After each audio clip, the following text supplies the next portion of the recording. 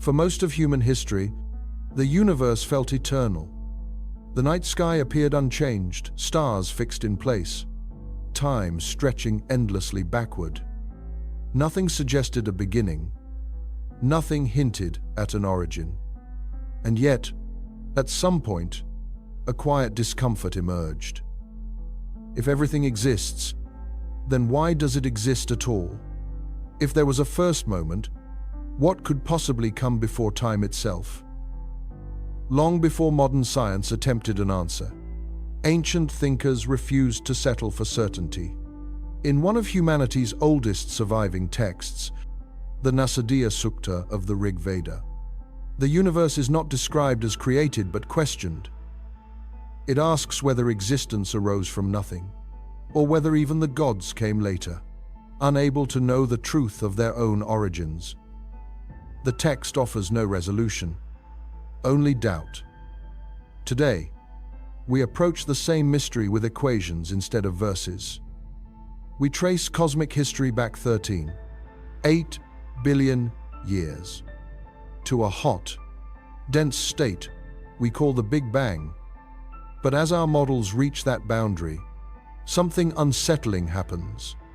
Time loses meaning. Space collapses into abstraction. The laws of physics no longer agree with one another. If time itself began with the universe, did anything truly exist before it? Or is the beginning not a moment, but the limit of what we can ever understand? To answer that, we must follow the universe back to its most extreme moments and see where knowledge itself begins to break.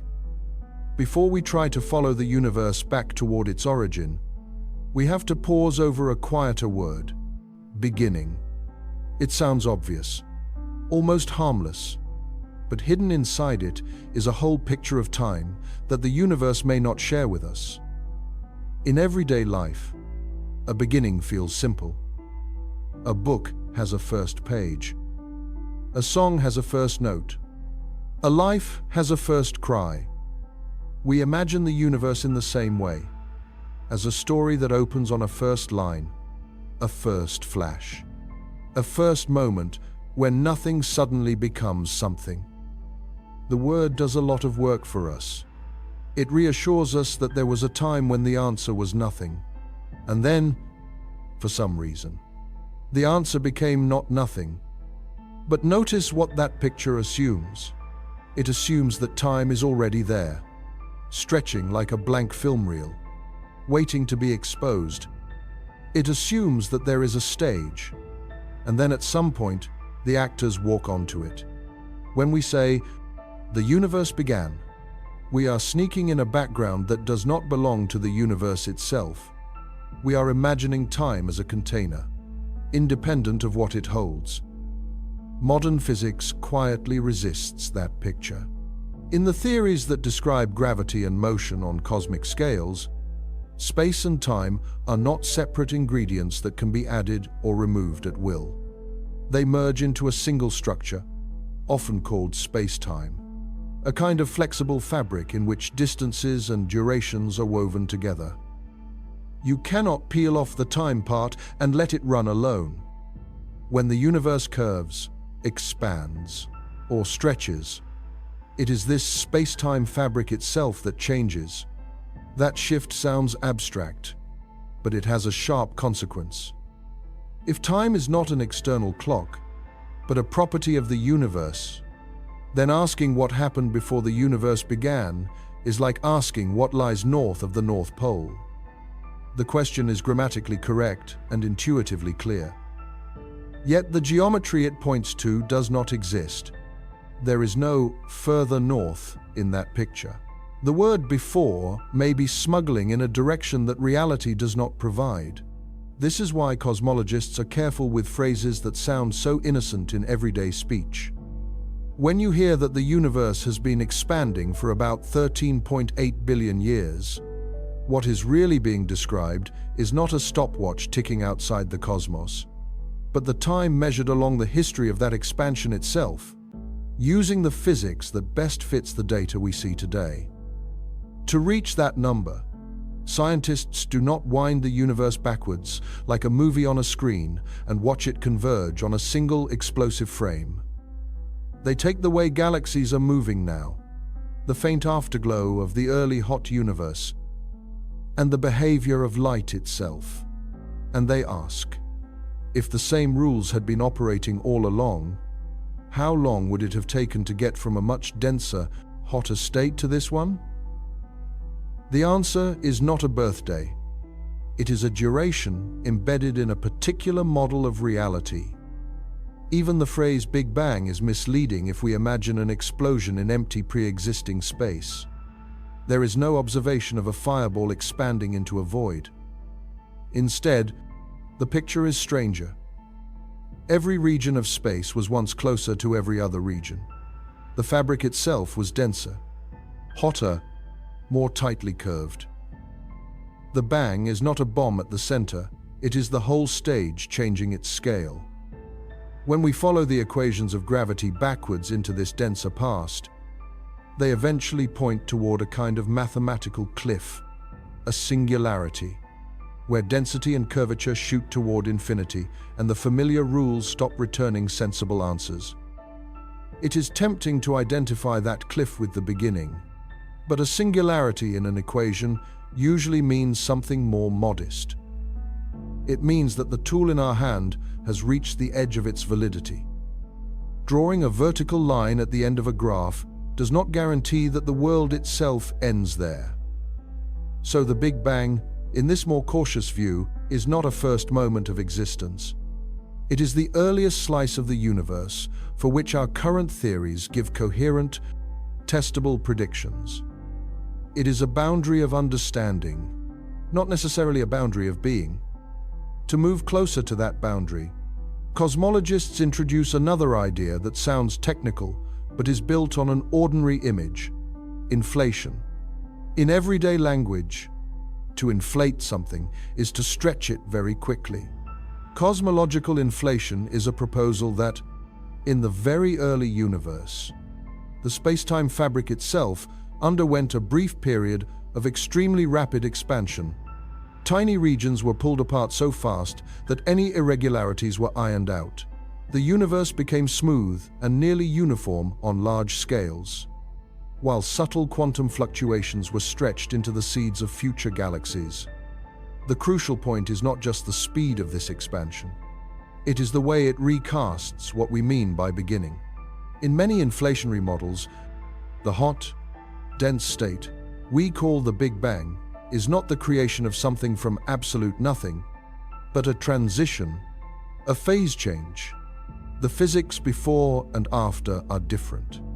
Just as water behaves differently as ice and as liquid, even though it is always made of the same molecules. In that analogy, the moment when ice melts is special, but it is not the origin of water. It is a boundary between regimes. Likewise, in an inflating universe, the moment when space stops inflating and fills with hot radiation is special for observers like us, but it may not be the first page of the cosmic book. It may be one chapter break in a story that extends on both sides. Some versions of inflation go further. They suggest that the inflationary process may be eternal toward the future, constantly spawning new regions in which inflation ends and hot Big Bang-like phases begin. Each such region would look, from the inside, like a universe with its own cosmic history. Our observable universe would then be just one bubble in a far larger inflating sea. Whether this process is also eternal toward the past is a subtle question. Some arguments indicate that even eternally inflating models may have some kind of boundary in their past, a place where the usual description fails. But again, calling that boundary a beginning imports our intuition more than the mathematics. It might signal a regime where our current concepts of time and space simply do not apply. There are other possibilities on the table. In cyclic or bouncing models, the universe does not begin from an absolute zero of size. Instead, a previous phase of contraction slows, halts, and reverses into expansion. The Big Bang, in that picture, is a bounce, a turning point where the scale of the universe changes direction. Time, as counted by some internal measure, can extend indefinitely into the past, through many cycles of crunch and rebirth. To imagine this, it helps to step back from events and look at geometry. In relativity, the history of the universe is often drawn as a surface, one direction for space, another for time. A beginning, in this picture, is not an explosion point, but the edge of this surface. Some proposals, such as the no-boundary idea, suggest that near what we call the beginning, time behaves more like a spatial direction. The surface closes smoothly, like the rounded cap at the bottom of a sphere, without a sharp corner or a starting line. On a globe, the South Pole is a special point, but not because anything is created there. It is special because the lines of longitude converge and then stop extending further south. Asking what lies south of the South Pole is a question our language can pose, but the geometry refuses to answer. The direction simply runs out. A universe with a no-boundary geometry could be similar. There is a region beyond which the notion of earlier time stops being meaningful, without any need for a prior state. All of these models, simple Big Bang, inflationary transition, eternal inflation, bouncing and cyclic universes, smooth, no-boundary geometries are attempts to do the same delicate thing. They try to keep the mathematics consistent, the observations satisfied, and our language disciplined. They invite us to treat beginning not as a primitive idea that reality must obey, but as a concept that may or may not fit the structure of the world. From this perspective, the age of the universe, the distance light travels in a year, the dizzying value of the speed of light itself, are not telling us where the story starts. They are telling us how far our current coordinates reach before they blur. Light, moving through the vacuum at roughly 300,000 kilometers per second, is fast enough to cross planetary systems in minutes and galaxies in millions of years, yet not fast enough to bring us any information from beyond our observable horizon. That horizon is not a wall in space, it is a limit in time. The further we look, the further back we see, until eventually we reach a fog of radiation from the young universe and the trace of its hot, dense past. Beyond that, the symbols on our blackboards may extend, but the light does not. The question of a beginning waits somewhere out there, at or beyond the edge, where time, as we know it, ceases to be a reliable guide. Standing here, in the late, cooled universe, we do what human beings have always done with gaps in understanding. We tell stories. We draw diagrams of space-time. Imagine bubbles in a multiverse, cycles of expansion and collapse, smooth caps where time curves into something else. Each story tries to tame the word beginning, to fit it more gently into a cosmos where time might be as contingent and local as we are. And yet, beneath all those models, the deeper shift is already happening. The question is no longer simply, when did the universe begin? It is becoming. In a universe where time itself is part of the furniture, what could it even mean to say that everything began? Questions like that seem to point outward, toward the edges of reality. But they are always rooted in a much smaller place, a single mind standing under a sky that looks almost empty. If you go outside on a clear night, away from the noise and the lights, the universe does not look complicated. It looks simple, a dark dome, a scattering of points, some brighter, some dimmer. It feels almost local, as if the stars were lights hung just beyond the last layer of air. Your body, your town, your country, your planet all seem to occupy roughly the same scale of reality. Everything fits inside the reach of your ordinary imagination. Cosmology exists, in part, to quietly destroy that illusion. Cosmology is the study of the universe as a whole, how it started, how it changes, what it is made of on the largest scales. But before it becomes a science of equations, it is a science of humiliation. It asks you to accept that your everyday sense of size, distance, and duration is not just slightly off. It is useless. Take the nearest star beyond the Sun, a faint red dwarf called Proxima Centauri. In a dark sky, it is invisible to your eyes. Yet, in almost every way, it is your closest stellar neighbor. If you could somehow ride on a beam of light, which is the fastest anything can travel, it would still take you more than 4 years to reach it. A year, in this context, is not a feeling but a unit, the time it takes the Earth to complete one orbit around the Sun. Imagine every season passing, every birthday, every ordinary day, and only then would your light journey complete a single step to the next star. That is the scale of almost nothing. That is the gap between here and the nearest entrance of the wider universe. And Proxima Centauri is not even far in astronomical terms. It is part of the same galaxy as you are, the Milky Way, a vast rotating system of stars, gas, dust, and dark matter. A galaxy is not like a city or a country. It is more like an island of hundreds of billions of stars bound together by gravity. When you look up and see the hazy band of the Milky Way stretching across the sky, you are looking along the plane of that island from inside it, like someone lost in the middle of an ocean trying to infer the shape of all the water from the waves at their feet. Beyond your galaxy, there are others. Not just a few, not just thousands. The part of the universe you can observe contains, by current estimates, at least hundreds of billions of galaxies, perhaps more. Each one is a system of stars on the scale of the Milky Way, with its own structure, its own history, its own dead stars and newborn stars and planetary systems.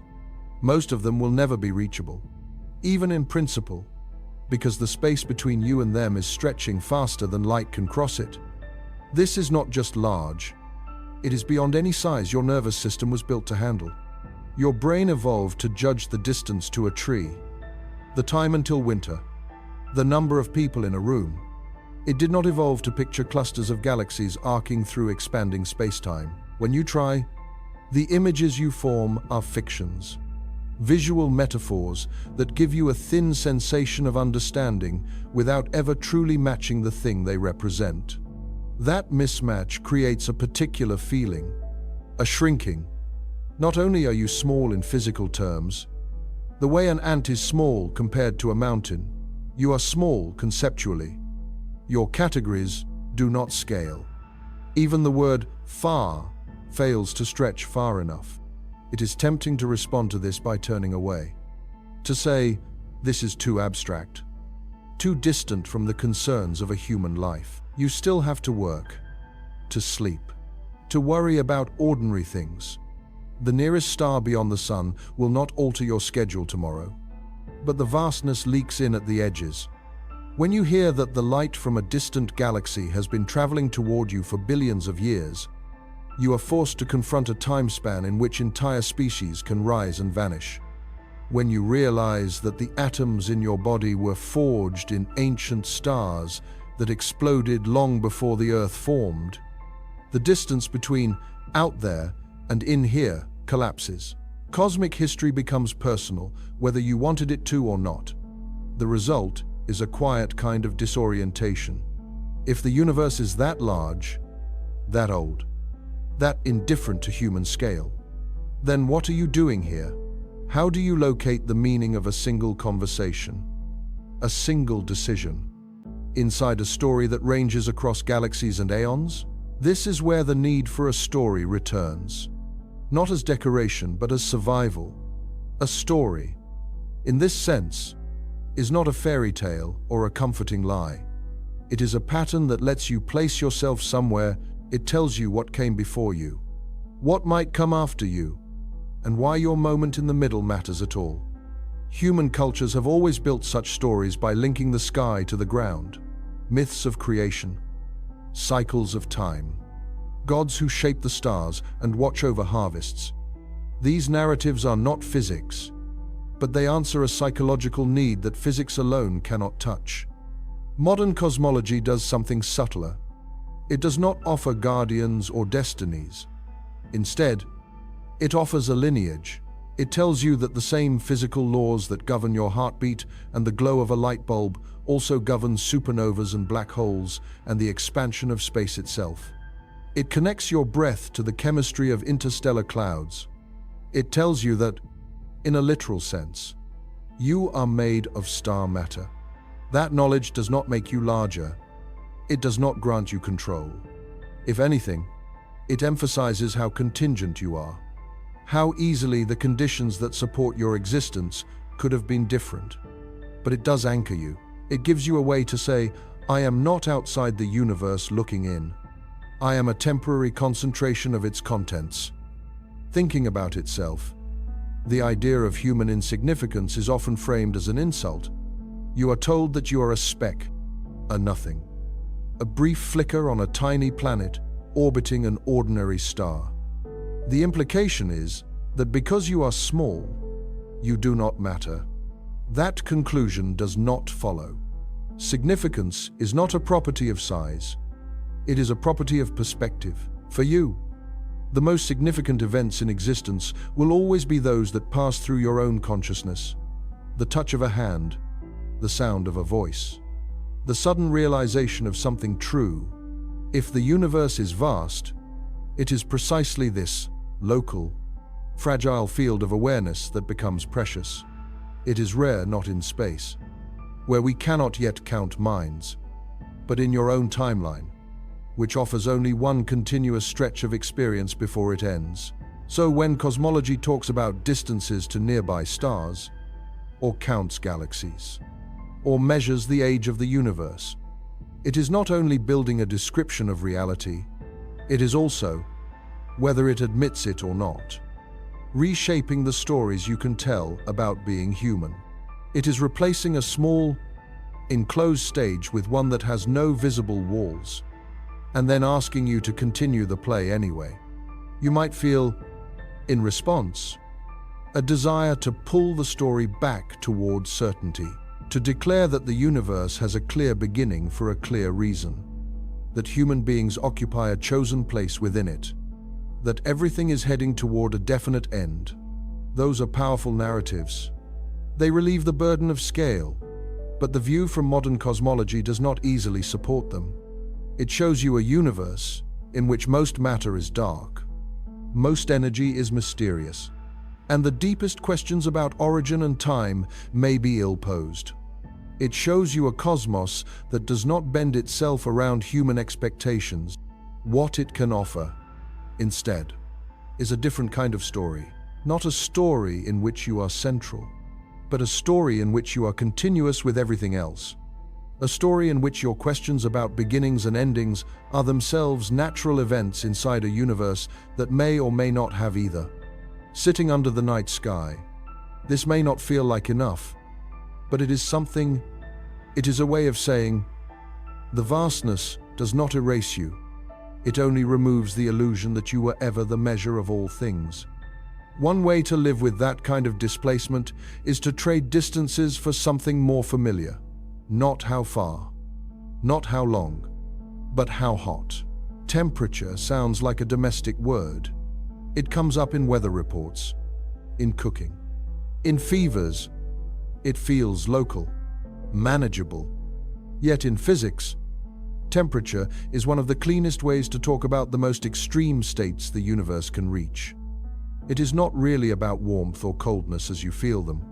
It is a measure of how much random motion and agitation there is at the microscopic level, how violently the particles in a system are jostling about. In that sense, a calm cup of tea and the early universe belong on the same scale. They differ only in degree. In everyday life, you use degrees on a thermometer. Physicists often use a scale called Kelvin. On that scale, 0 is not a winter night. It is the point where all random motion of atoms and molecules would disappear, if that state could ever be perfectly reached. As you move up the Kelvin scale, You are really counting how much energy each particle carries on average. Double the temperature, and you double that average energy.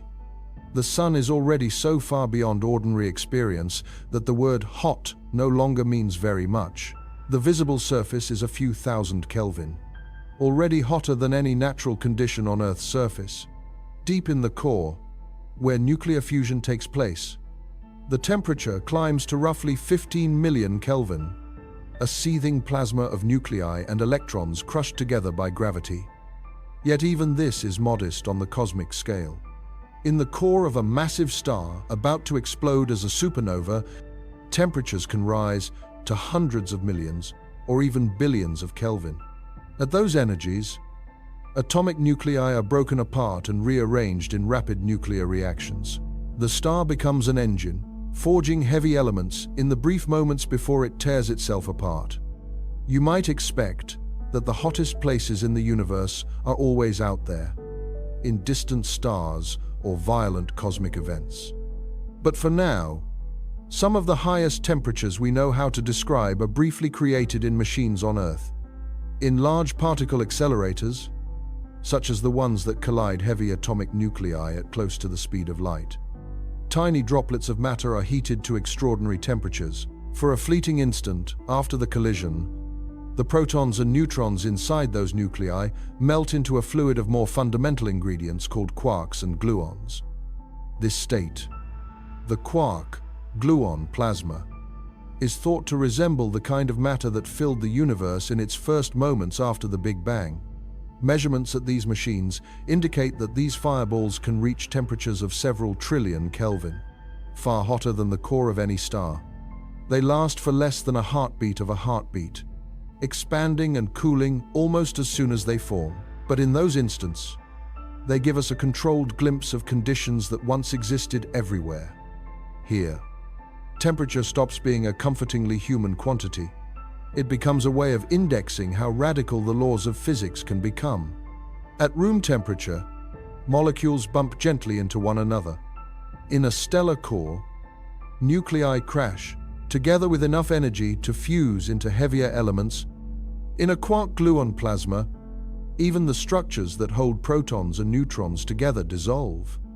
If you continue to raise the temperature in your mind, something more abstract happens. At sufficiently high energies, the separate forces of nature begin to merge. The electromagnetic force and the weak nuclear force blur into a single interaction. At even higher scales, theories suggest that the strong force, which binds quarks, might join them as well. The hotter the universe, the fewer distinct rules it seems to need. Follow that trend far enough, and you reach a point where our current theories expect to fail. This is associated with a scale called the Planck temperature, named after the physicist who first introduced these natural units. It is an enormous value, around 1.4 times 10 to the power of 32 Kelvin. No known physical system has ever reached this temperature in an experiment. It is not a goal or a technological challenge. It is more like a warning sign painted on the map. The Planck temperature is constructed from the most basic constants we know: the speed of light, the constant that sets the strength of gravity, and the constant that governs quantum effects. It marks a regime where all of those features of reality are equally important and equally intense. At that scale, any attempt to ignore quantum behavior while describing gravity, or to treat spacetime as a smooth background, stops making sense. Alongside the Planck temperature, there are other Planck units. The Planck length is a tiny distance, about 1.6 times 10 to the power of minus 35 meters. The Planck time is the interval it would take light to cross that distance, roughly 5 times 10 to the power of minus 44 seconds. These are not hard physical limits in the sense that nothing can ever be smaller or faster. They are scales where the tools we use, classical ideas of space and time, ordinary quantum field theory, are almost certainly no longer adequate on their own. Temperature leads you to these units because, in the early universe, everything you might want to describe is tied together by heat. When the cosmos was very young and very small, its average temperature was unimaginably high. At earlier and earlier times, as you compress the history of expansion, the temperature rises, structures dissolve, forces unify. Eventually, you reach a point where, by extrapolating the equations we trust, the temperature would be on the order of the Planck value. At that point, calling the universe hot is almost a joke. There are no atoms to vibrate, no nuclei to fuse, perhaps not even a smooth notion of space in which particles can be said to move. Temperature, in the sense of average energy per degree of freedom, becomes a label for something we no longer know how to picture. This is why temperature is such a useful guide to the edge of understanding. It gives you a single thread to follow from your own body heat all the way back to the earliest instance of cosmic history. As you move up the scale, the familiar phases of matter fall away. Solids melt into liquids. Liquids vaporize into gases. Gases ionize into plasmas. Plasmas dissolve into more fundamental fields. Each transition teaches you that what looked like a basic category was really a temporary arrangement. Even the idea of a maximum temperature is unsettling. In most everyday contexts, you can keep adding energy to make things hotter, but the Planck temperature suggests that there is a scale beyond which the very language of heat and time and space must be rewritten. It is not that the universe hits a simple ceiling and stops. It is that your current description of what temperature and time are will no longer survive the environment you are trying to use them in. When cosmologists say that the early universe was once as hot as a quark-gluon plasma, or perhaps even nearing the Planck regime, they are not merely trying to impress you with large numbers. They are mapping the limits of their own concepts. They are saying, this is how far we can reliably compute, using the physics tested in stars and colliders.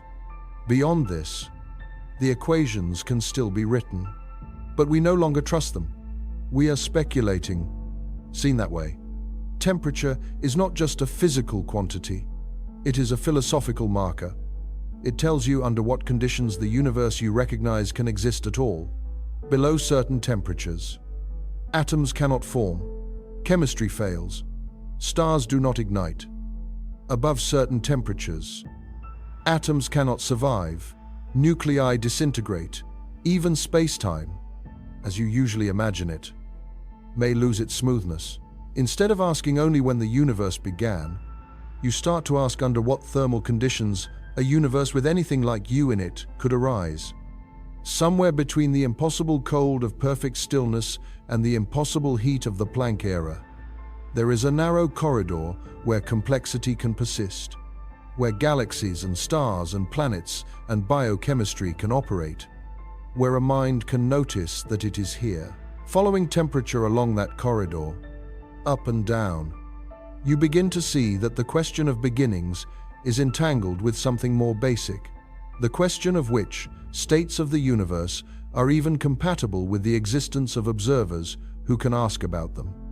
If there is a narrow corridor where beings like us can exist, there must also be regions of reality where no such observers are even imaginable, where the very notions of temperature and time become strained beyond recognition. To reach that place, you have to keep pushing the universe backward, compressing it in your imagination. The average temperature climbs, the density rises, and the familiar structures fall away. Galaxies dissolve into clouds of gas. At earlier times, stars themselves have not yet formed. Go further, and even atoms cannot exist. The universe is a plasma, a restless sea of charged particles and light. Earlier still, atomic nuclei themselves are unstable. The cosmos is a fluid of more elementary pieces. Each step back removes another layer of complexity. The world looks simpler in some sense, but only because the kinds of structures we can recognize have not yet had a chance to appear. Eventually, your mental movie reaches temperatures and densities so extreme that the physics tested in laboratories can only describe them by analogy. You arrive at a regime that theorists call the Planck Era, The Planck Era is not a historical period like a geological age. It is more like a warning label attached to the earliest sliver of cosmic time. It refers to intervals on the order of the Planck time. A tiny duration defined by combining three constants: the speed of light, which sets how fast information and influence can propagate; the gravitational constant, which sets the strength of gravity; and the quantum constant, which governs the graininess and uncertainty inherent in microscopic processes. When you weave these three ingredients together, you get a characteristic time scale on the order of a few times 10 raised to the power of minus 44 seconds. To say that out loud is almost meaningless. A human blink lasts a fraction of a second. The time it takes light to cross an atomic nucleus is already incomprehensibly short. Yet the Planck time is many orders of magnitude shorter still. The corresponding length scale, the Planck length, is obtained in a similar way. It is on the order of 10 raised to the power of minus 35 meters, far smaller than a proton, far smaller than any structure we have ever directly probed. These are not just small numbers. They are signals that we have left the terrain of intuition behind. If you ask what the universe was like during the Planck era, the honest answer is that no one knows in detail. We have no direct observations, and no experiments that reach those energies. What we have instead is an intersection of two grand theories that, taken together, refuse to cooperate. One of them is general relativity. This is the theory that describes gravity not as a force pulling across empty space, but as the curvature of space-time itself. In general relativity, massive objects like stars and planets bend the geometry around them, and that geometry tells matter how to move. It is a theory written in the language of smooth surfaces and continuous curves. The other is quantum mechanics, along with its extensions to fields and particles. Quantum theory tells us that at small scales, energy and matter do not behave like little billiard balls moving along well-defined trajectories. They behave more like waves that can interfere with themselves, or like clouds of possibility that only crystallize into specific outcomes when measured. Quantities such as position and momentum cannot both be known with arbitrary precision. There is a built-in uncertainty that is not due to our instruments, but to the way the world is. Both of these frameworks are spectacularly successful in their own domains. General relativity predicts the bending of light by gravity, the precession of planetary orbits, the existence of black holes and gravitational waves. Quantum theory underlies the structure of atoms, the behavior of semiconductors, the functioning of lasers and magnetic resonance imaging. They are the pillars of modern physics, but the Planck era is precisely where you cannot treat them separately. The energy densities are so high, the scales so tiny, that you cannot ignore either quantum effects or the curvature of space-time. You have to describe a situation in which the geometry of the universe itself is subject to quantum uncertainty. If you try to apply ordinary quantum field theory on a fixed space-time background, you are assuming that the stage is rigid while the actors are wiggling. In the Planck regime, the stage itself is trembling, stretching, perhaps even tearing. If you cling to classical general relativity and treat space-time as perfectly smooth, you are ignoring the quantum graininess that should be present at such scales. Either way, your description is incomplete. Physicists sometimes describe the Planck scale using an image called quantum foam. In everyday life, if you look at the surface of a lake from a great height, it appears smooth. Waves and ripples are too small to see. As you move closer, the texture reveals itself. You notice individual waves, then small splashes, then tiny bubbles along the shore. Imagine now that space-time itself, at very large scales, looks smooth and continuous, but when examined at the Planck length, becomes frothy and restless. Distances, durations, and even the notion of a straight line might fluctuate, with tiny wormholes and virtual black holes appearing and vanishing too quickly to be resolved. Quantum foam is a metaphor, not a literal picture. No one has photographed it. It is an attempt to translate equations about extreme quantum fluctuations of the gravitational field into an image you can carry in your head. The important point is not the bubbles, but the idea that at these scales, space-time may not behave like a fixed background at all. It may be an emergent, approximate description that only becomes accurate when you average over many Planck lengths and many Planck times. In such a setting, even the simple idea of cause and effect begins to blur. In ordinary life, we rely on time to provide an ordering. This event happens, then that event follows. In general relativity, this ordering is built into the structure of space-time. You can trace lines that represent possible histories and determine which events can influence which others. In the Planck era, if the geometry itself is fluctuating violently, those lines may lose their clear meaning. The distinction between before and after could be as unreliable as the distinction between here and there in a stormy sea. Because we cannot probe the Planck era directly, theorists have proposed various frameworks that might eventually describe it. One possibility is that gravity itself is carried by a quantum particle, often called the graviton, in analogy with the photon for light. In this view, space-time curvature would emerge from the exchange of these gravitons. However, when you try to build a consistent quantum theory of gravitons using the same techniques that work for other forces, you quickly run into infinities and other mathematical pathologies. Another approach is string theory. In string theory, the fundamental building blocks of reality are not point-like particles, but tiny, one-dimensional strings. Different vibrational patterns of these strings correspond to different particles. Gravity appears naturally in this framework as one of the possible oscillations. The mathematics of string theory often requires extra dimensions of space beyond the three you are familiar with, curled up at scales too small to detect.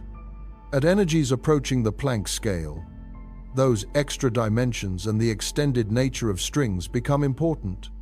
The hope is that, in such a description, the violent ultraviolet behavior that plagues point particle theories is tamed. Yet string theory, for all its elegance, remains largely untested. It describes a vast landscape of possible universes, and it is not yet clear whether it makes definite predictions about our own. It is a candidate for a Planck era theory, not a confirmed account. A different line of thought leads to loop quantum gravity. In this framework, space-time itself is quantized. Instead of treating it as a smooth continuum, loop quantum gravity describes geometry in terms of discrete chunks of area and volume, connected in networks. The basic entities are loops of abstract fields whose intersections define the structure of space.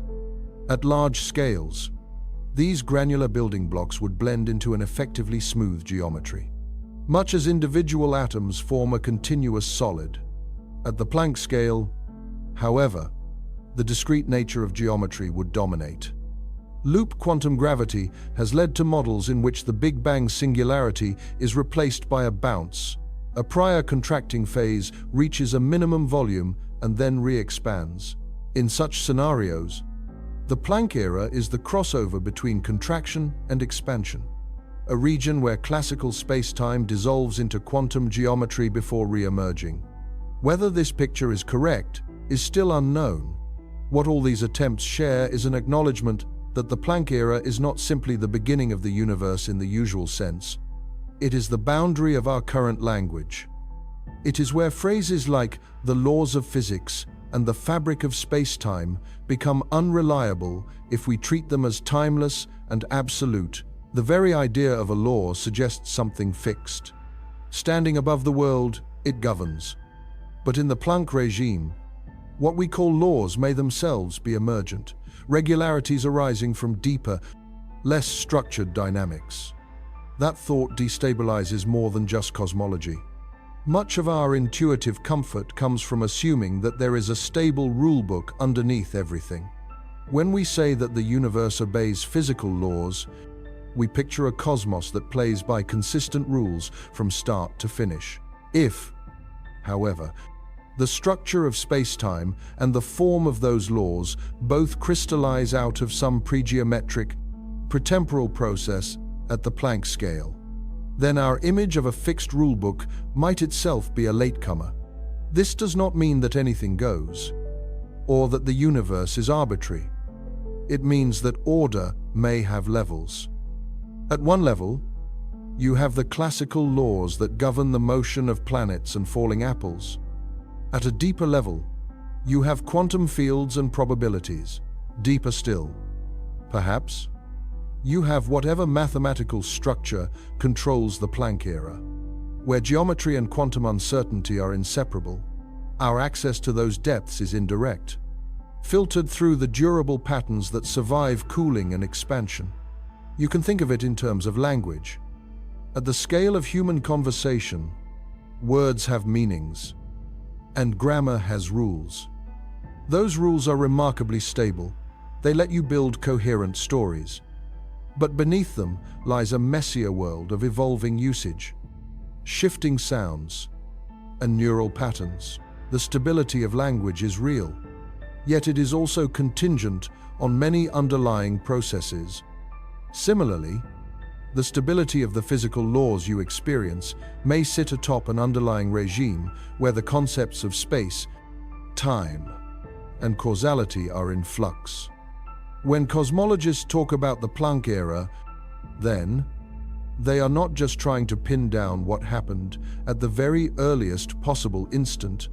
They are confronting the possibility that there may not be a well-defined earliest instant at all. The singularity that appears when classical equations are extrapolated back might be a mirage, an artifact of using a smooth space-time description where no such smoothness exists.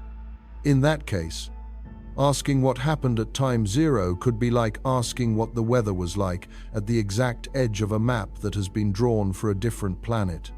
In practical terms, science proceeds by stepping back from that edge. We start our reliable story a tiny fraction of a second after whatever Planck era process took place, when the universe has cooled slightly, expanded slightly, and become tame enough for our tested theories to apply.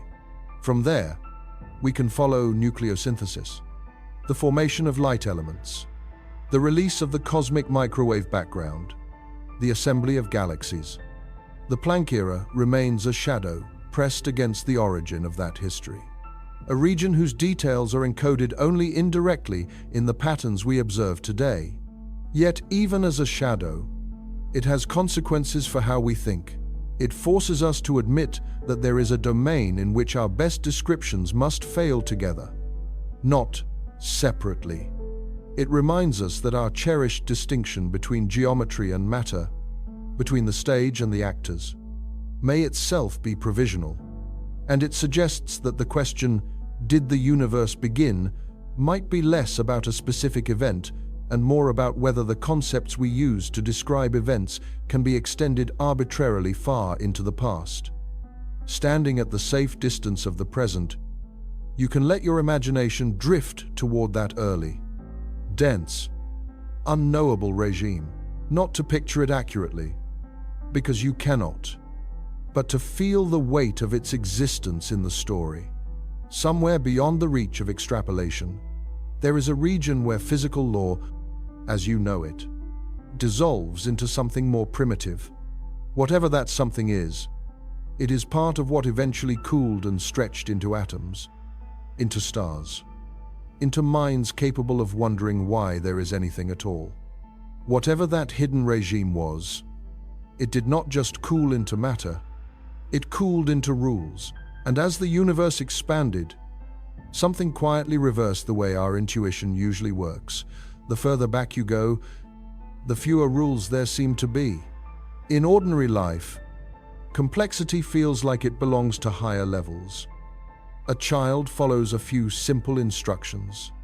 An adult juggles work, relationships, obligations, long-term plans. More experience means more rules. More awareness means more constraints. You might imagine the universe in the same way. That, as it matures, it gathers structure and laws, becoming more ordered and tightly governed. The early universe suggests the opposite. When it was younger and hotter, it may have been governed by fewer distinctions, not more. To see how, you have to look at what a force is in physics. In everyday language, a force is a push or a pull. You push a door, gravity pulls you down. A magnet pulls a coin. In modern physics, that picture becomes more abstract. A force is described by a field, something that fills space and can store energy. Particles respond to these fields. They move differently depending on how the field is arranged. The electromagnetic field, for example, governs how charged particles like electrons and protons interact. The gravitational field, or spacetime curvature, governs how everything with energy and mass moves. At the temperatures of your daily life, the world appears to be ruled by several distinct forces. There is gravity, pulling on all matter and light. There is electromagnetism, responsible for light, electricity, and chemistry. There are two nuclear forces, one strong and one weak, that operate at tiny scales inside atomic nuclei. They behave differently. They have different ranges and different strengths. They look like separate entries in a list. But these differences are not absolute. They depend on the energy scale at which you probe the world. A useful image is a coin spinning on a table. While it spins quickly, its two faces blur into a single shimmering disk.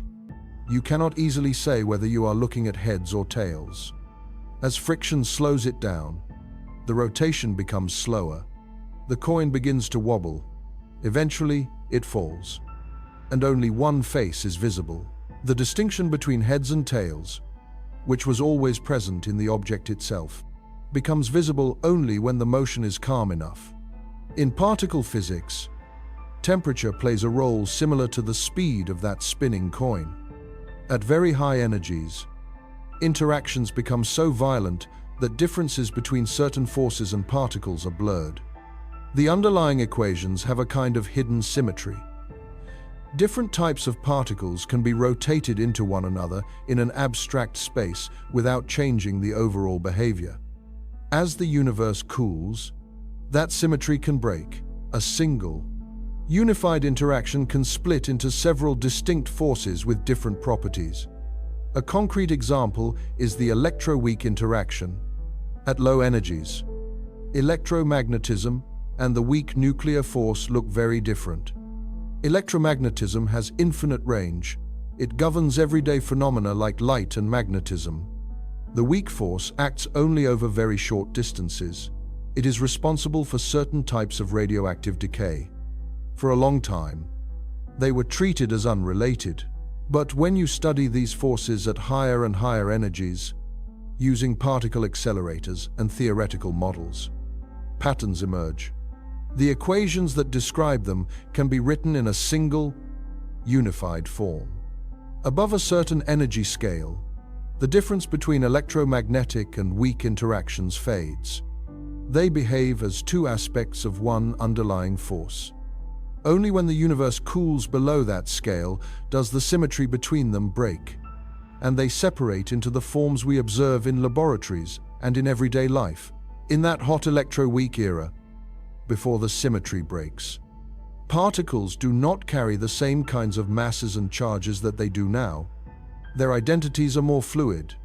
The universe is filled with a dense, churning mixture of fields and particles that are constantly interacting, transforming into one another according to the unified rules. Go to even higher energies, and theorists suspect that more unification may occur. There are models, often called grand unified theories, in which the strong nuclear force, the one that binds quarks together inside protons and neutrons, merges with the electroweak force into a single interaction. In these models, What we now treat as fundamentally different charges and particle types are different facets of one deeper structure: the early universe, at temperatures far higher than anything we can achieve experimentally, would then have been governed by this more unified force. Whether any particular grand unified model is correct is still an open question, but the pattern they embody fits a broader theme. As you go to higher energies, distinctions blur. As you cool down, they sharpen. This is not limited to forces. It also happens to matter itself.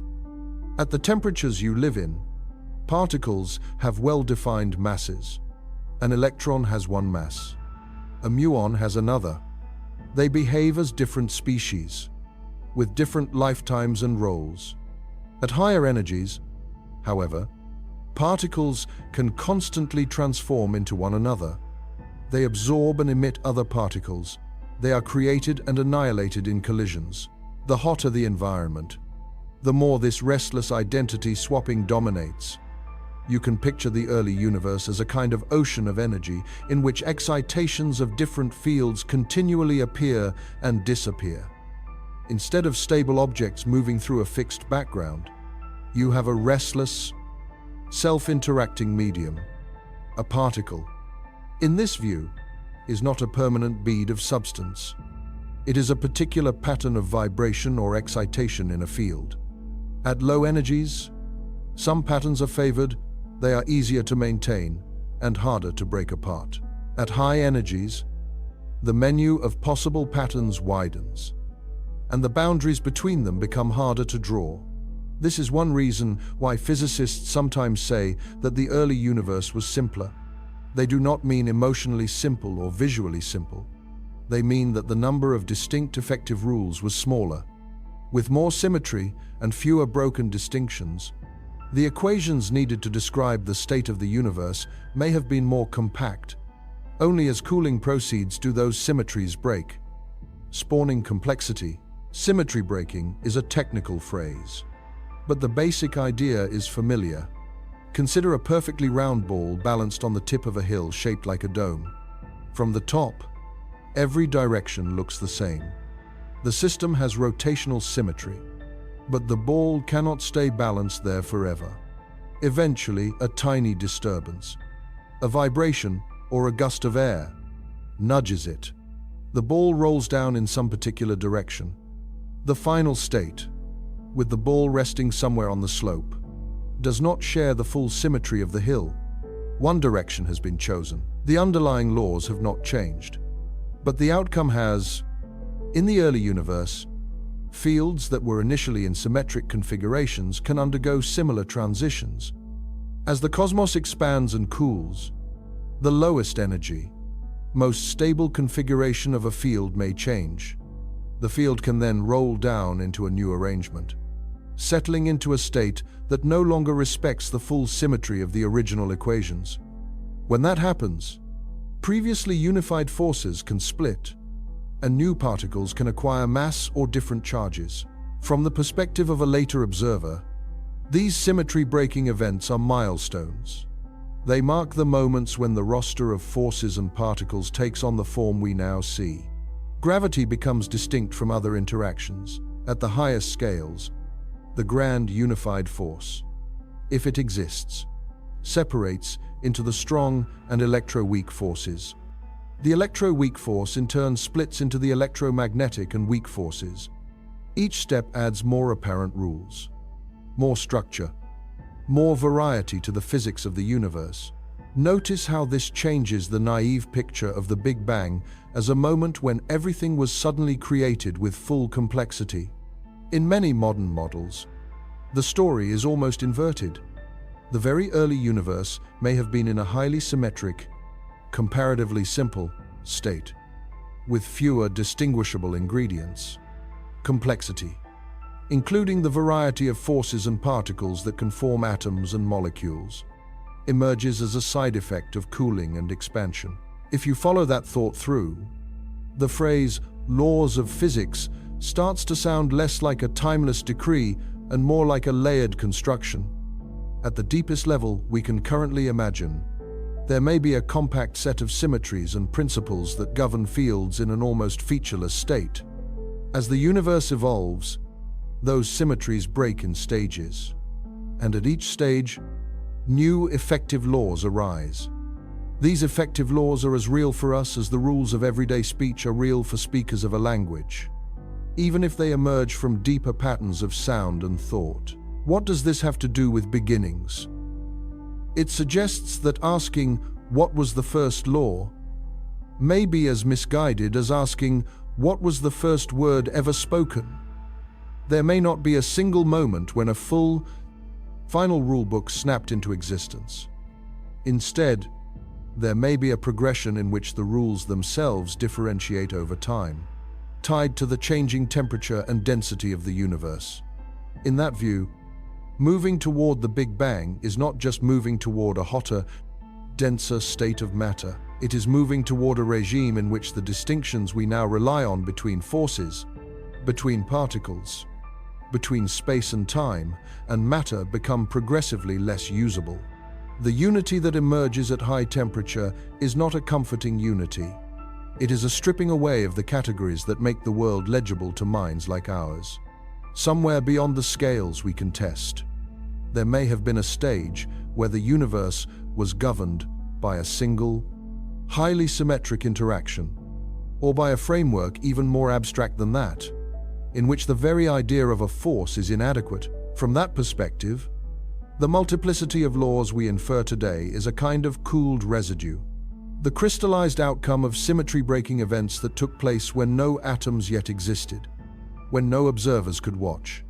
It is possible that we will never know exactly how far this unification goes, or what precise form it takes. Our experiments are limited by the energies we can reach, and by the fact that the early universe is not directly accessible. We read its history through faint signals, through patterns in relic radiation and in the distribution of galaxies. Many different theoretical pictures can be consistent with those same patterns, but even without a final theory, the trend is clear enough to change how we think. The hotter the universe, the fewer distinctions it seems to maintain. The cooler it becomes, the more differentiated and rule-bound it looks. Somewhere along that path, forces separate. Particles settle into stable identities. Atoms form. Stars ignite. Planets coalesce. And finally, on at least one world, a species emerges that is able to ask why there are so many different rules in the first place. That question loops back, quietly, to our starting point. If the laws themselves have a history, if the number and character of the forces depend on the thermal and geometric state of the universe, then the idea of a perfectly fixed, timeless set of laws that existed before everything may be another projection of human habits. We are used to rulebooks written in advance. The universe, as far as we can tell, may be writing its own rules as it cools. If the rules themselves were still settling into place, then what we now call the Big Bang was not just a burst of energy, it was also a kind of fracture, a set of choices made against a backdrop we do not yet see. When cosmologists look back toward that early universe, they do not just see expansion and cooling, they see three puzzles that stand out like hairline cracks in a glass pane. Each one is simple to state. Each one quietly undermines the idea that the universe just rolled out of bed in a random state and happened to look the way it does. The first puzzle is about sameness. When we measure the cosmic microwave background, the faint afterglow of the hot early universe, we find that it has almost exactly the same temperature in every direction in the sky. That glow is made of photons, particles of light, that have been traveling toward us since the universe was only a few 100,000 years old. Their spectrum tells us how hot the universe was when they last interacted strongly with matter. Across the whole observable sky, regions that are now unimaginably far apart show almost identical conditions. The differences in temperature between one patch and another are tiny, at the level of a few parts in 100,000. for something as vast and causally disconnected as the early universe. This is surprising. Causally disconnected means that light, or any signal limited by the speed of light, has not had time to travel from one region to another since the beginning of the expansion. In ordinary experience, systems become uniform by exchanging information. A cup of coffee cools because heat flows from the hotter liquid to the cooler air, and eventually they approach a common temperature. If you had two cups sealed off so that nothing could travel between them, their temperatures could drift apart. In the standard Big Bang picture, when you run the clock backward without adding anything extra, many regions of the young universe that look the same today were never in contact. There was not enough time, given the speed of light and the age of the universe at that stage, for them to have traded energy and equilibrated, yet they behave as though they did. This is called the horizon problem. The horizon here is the boundary beyond which events cannot have influenced one another yet. The second puzzle concerns shape. When you talk about the geometry of the universe on the largest scales, you can ask whether space is positively curved like the surface of a sphere, negatively curved like a saddle, or flat in the sense of Euclidean geometry, the geometry you learn in school, where parallel lines never meet. Observations suggest that, on large scales, our universe is very close to spatially flat. Flatness is not a neutral, default state. In the equations of general relativity, a nearly flat universe is in a kind of delicate balance between expansion and gravitational pull. If the density of matter and energy had been slightly higher in the early universe, gravity would have slowed the expansion more strongly, possibly leading to a rapid recollapse. If it had been slightly lower, the universe would have thinned out so quickly that structure could not form. The further back you go, the more extreme this fine-tuning becomes. A minuscule deviation from perfect flatness in the early universe would have been amplified over time, leading to a very curved universe today. That we still see near flatness implies that the initial conditions must have been extraordinarily close to a special value. This is called the flatness problem. The third puzzle involves something that is conspicuously missing. Some theories of high-energy physics, especially those that try to unify different forces, naturally predict exotic particles called magnetic monopoles. In ordinary electromagnetism, magnetic fields are produced by dipoles, north and south poles together. Cut a bar magnet in half, and you do not get isolated north and south poles. You get two smaller dipoles. In some more speculative models, there can exist particles that behave like isolated north or south magnetic charges. These monopoles would be extremely massive and would tend to be produced in large numbers at the high temperatures of the early universe. If such monopoles were created, they would be very stable. They would survive as the universe expands and cools over cosmic time. They could accumulate to densities that would drastically affect the behavior of galaxies and the universe as a whole. Yet no such particles have been convincingly observed. Their absence is the monopole problem. Taken together, these three issues paint a strange picture. The universe appears too uniform in temperature, too precisely balanced in geometry, and too free of certain heavy relics to be the outcome of a generic, unstructured beginning. If you imagine the early cosmos as a dartboard of possible initial states, the one we inhabit seems to lie in an improbably narrow region. One response to this is simply to shrug and accept the unlikeliness. After all, we only see one universe. Perhaps it is just the way it is. But physicists tend to be uneasy with explanations that lean entirely on coincidence, especially when the coincidences line up across independent observation. Another response, more productive, is to ask whether we are extrapolating the wrong picture backward. Perhaps the smoothness, flatness, and lack of monopoles are not mysterious accidents of initial conditions. Perhaps they are the natural outcome of some process that happened before the era from which we read our earliest clear signals. This is where the idea of inflation enters. Inflation is the proposal that, very early in its history, the universe underwent a brief period of extremely rapid expansion, much faster than the rate we infer from later times. During this inflationary phase, distances between points in space grew exponentially, meaning that they doubled over and over on very short timescales. The details of how inflation works are tied to the behavior of a hypothetical field that filled space, often called the inflatum. You can think of it as a kind of energy stored in the vacuum itself. When this field is in a high-energy configuration, it drives accelerated expansion. As it slowly rolls toward a lower energy state, inflation continues. When it eventually decays or transitions to a different configuration, the energy stored in it is released into ordinary particles and radiation, heating the universe and setting up conditions similar to those of the classic hot Big Bang. The power of inflationary models lies in how they transform the earlier puzzles. Take the horizon problem. If, before inflation, a small region of the universe had time to interact and settle into a nearly uniform state, then that region could, during inflation, be stretched to a size much larger than the part we can now observe. All the patches of sky we see today could then originate from one small, well-mixed patch of pre-inflationary space. Their near-identical temperatures would not be surprising. They would be the frozen memory of that earlier equilibration. Consider flatness. If space expands exponentially for long enough, any initial curvature is diluted. The analogy often used is the surface of a balloon. If you look at a small patch on a tiny balloon, its curvature is obvious.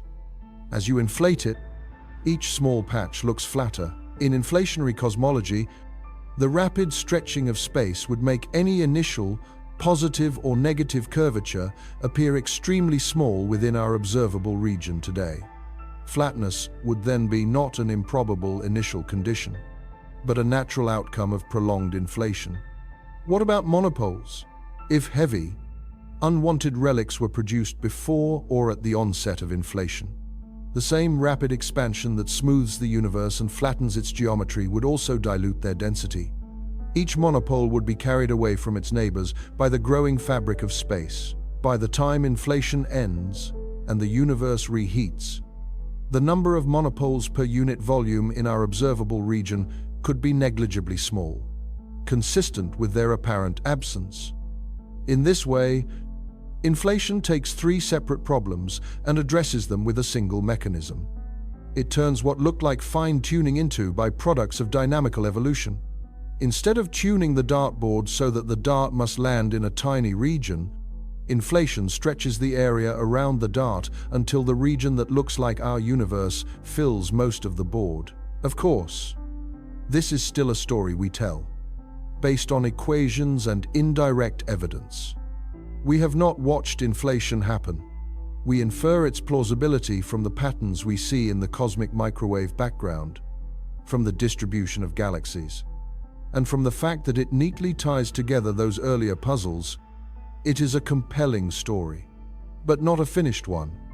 There are still debates about what kind of inflaton field, what potential energy shape, what specific dynamics could have driven it, and how it connects to deeper theories of fundamental physics. If inflation, or something like it, really occurred, it also shifts how we think about the Big Bang itself. The hot, dense phase from which light elements formed and from which the cosmic microwave background emerged would not be the absolute beginning of everything. It would be the end of inflation. The moment when the inflaton field dumped its energy into ordinary matter and radiation. The bang becomes less a singular creation event and more a heating event, a reheating of the universe after a peculiar, cold, vacuum-dominated expansion. In that picture, what was broken in the Big Bang is not so much a law as a symmetry. The early, perhaps highly symmetric inflationary state decayed into a less symmetric, more structured configuration. The universe traded a simple, featureless expansion for a complex, particle-filled cosmos. The smoothness and flatness we see are remnants of the inflationary past. The clumps and structures we inhabit are products of the subtle irregularities that inflation stretched to cosmic scales. And still, behind this patched narrative, the deeper question remains. Even if inflation explains why the universe looks as it does, it opens fresh uncertainties. Why did the inflaton field exist at all? Why did it have the specific properties needed to drive inflation for some time and then stop? Why this vacuum energy, this potential, this decay channel, in this strange early arena where temperature, geometry, and quantum fluctuations all overlap? In trying to answer what was broken in the Big Bang, we end up discovering that what seemed broken might simply be incomplete. The Big Bang is less a single, sharp crack, and more a transition between regimes, one of several we can trace, and perhaps not even the first. If the Big Bang was a transition rather than a clean beginning, then the next question is quieter and stranger. A transition into what exactly and where inside that process are we sitting now? Inflation's most unsettling legacy is not in the past, but in the present. It does not only reshape how the universe once behaved, it reshapes what we mean when we say the universe at all. What feels like everything may instead be a small, parochial patch, a local piece of a much larger structure that we can never see. Start with something modest, the observable universe. This is not all that exists. It is simply the region from which light has had time to reach us since the hot, dense phase we call the early universe. Light, no matter how patient, travels at a finite speed. Time, since that hot phase, is also finite. Put those two limits together and you get a kind of cosmic horizon, a boundary beyond which events are, for us, permanently out of reach. That horizon is not a physical wall. It does not sit somewhere in space like a shell around us. It is a distance in every direction at once, defined by time. Beyond it, galaxies may exist, stars may burn, structures may form. Their light has simply not had enough time to get here. When we say the universe in everyday speech, we usually mean this observable bubble, the part we can in principle measure. Everything beyond it is inferred or imagined.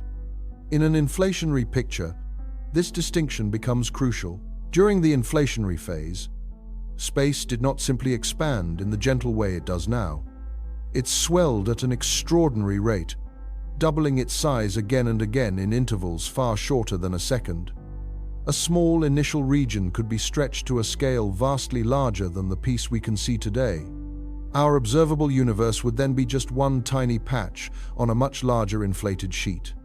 Imagine standing in the middle of a vast, featureless plain on a foggy day. You can see only to a certain distance in every direction before the fog turns everything to gray. Within that circle, the land looks flat and uniform. You might reasonably conclude that the entire world is like this. But your conclusion is limited by your horizon.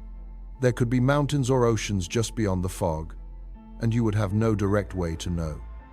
Inflation suggests that we live on such a fog-bound plain. The plain is the inflated region of space. The fog is the finite speed of light and the finite age of the post-inflationary universe. Our conclusions about geometry and contents are, unavoidably, local. Even so, inflation tells us something about that larger plane. The same process that stretched a once small region into a huge one also ironed out irregularities. Any lumps, wrinkles, or curvature that existed before inflation would, after enough expansion, be diluted within any one observable patch. That is why our bubble looks so smooth and so nearly flat. It is not that the entire cosmos is perfectly uniform or perfectly flat. It is that inflation has made our neighborhood a place where deviations are spread too thin to measure easily. The same is true for those heavy relic particles that older theories predicted. If they formed before or during inflation, Their number per unit volume within any one patch would plummet as space swelled. Our bubble would then naturally contain almost none of them, not because they never existed, but because inflation scattered them across regions far larger than our horizon. At the end of inflation, when the field driving it decayed, the energy stored in the inflating vacuum was converted into a hot bath of particles and radiation. This is called reheating. It seeded the conditions for the familiar hot Big Bang story to unfold: nuclear reactions, the formation of light elements, the release of the cosmic microwave background, and the later growth of structure. For any observer born long afterward, it would be tempting to think that their cosmic history began with that hot phase. Inflation buries its own traces behind the apparent simplicity of the outcome. But inflation does leave subtle fingerprints. One of them is in the tiny variations in temperature and density across the early universe. During inflation, the field driving expansion is subject to quantum fluctuations, the small random jitters that affect any quantum system. Ordinarily, these fluctuations would be confined to microscopic scales. In an inflating universe, the rapid expansion stretches them out, freezing them in as slight over and under densities on enormous scales. After inflation ends and the universe fills with ordinary matter and radiation, these tiny differences are amplified by gravity. Regions that started out slightly denser pull in more material and grow into galaxies and clusters of galaxies. Regions that started slightly emptier become cosmic voids. In this way, immense structures billions of light-years across can trace their origin to quantum noise, magnified and preserved by inflation. This is one of the strangest consequences of the inflationary idea. The web of galaxies across the sky, the pattern of clusters and filaments, the very existence of the Milky Way and the local group of galaxies are, in this story, the large-scale shadow of fluctuations that began at subatomic scales. Our bubble is not just smooth overall, it is also imprinted with a particular pattern of irregularity, a delicate grain that comes from physics in the inflationary era. Once you accept that, it becomes natural to ask a further question. If quantum fluctuations in the inflaton field can create slight variations in density, could they also create regions where inflation ends at different times, or in different ways? In many versions of inflation, the answer is yes. In those scenarios, inflation does not simply switch off everywhere at once. It ends in some places while continuing in others. Patches where it ends become bubbles of hot, post-inflationary universe. Between them, inflation carries on, still stretching space, still spawning new regions. This leads to what is often called eternal inflation. The name does not mean that every part of the universe inflates forever. It means that, globally, the inflationary process never completely shuts down. Somewhere, at all times, there are regions still undergoing rapid expansion, while other regions have already exited inflation and evolved into structures like ours. Each of those regions would have its own observable bubble, its own cosmic horizon, its own particular pattern of fluctuations and subsequent history. From inside one of those bubbles, the story would look a lot like the one we tell. You would see a hot beginning, a nearly uniform cosmic microwave background, a vast array of galaxies. You could infer that inflation had occurred in your past, but you would have no direct access to the others. The inflated space between bubbles would grow faster than any signal could traverse. Collisions between bubbles might leave traces, but they would be rare, and their signatures subtle. This is where the language of multiverse sometimes enters. But the word can be misleading. It conjures images of entirely separate realms stacked like soap bubbles or alternate timelines branching from choices. The inflationary picture is simpler and more austere. There is one underlying spacetime in which different regions follow different thermal and geometric histories. Our bubble is not a separate universe. It is a causally isolated patch of a larger whole. Living inside such a bubble has quiet philosophical consequences. It means that many of the features we take as global might really be parochial. The apparent flatness of space, the value of certain cosmological parameters, even the balance between different forms of energy could all vary from bubble to bubble. We do not know whether they do, but the possibility alone shifts how we interpret fine-tuning. And quote, 200 side, if there is only one cosmos, with one set of parameters, any delicate balance demands explanation. Why are the numbers such that stars and chemistry and life can exist at all, rather than some other way?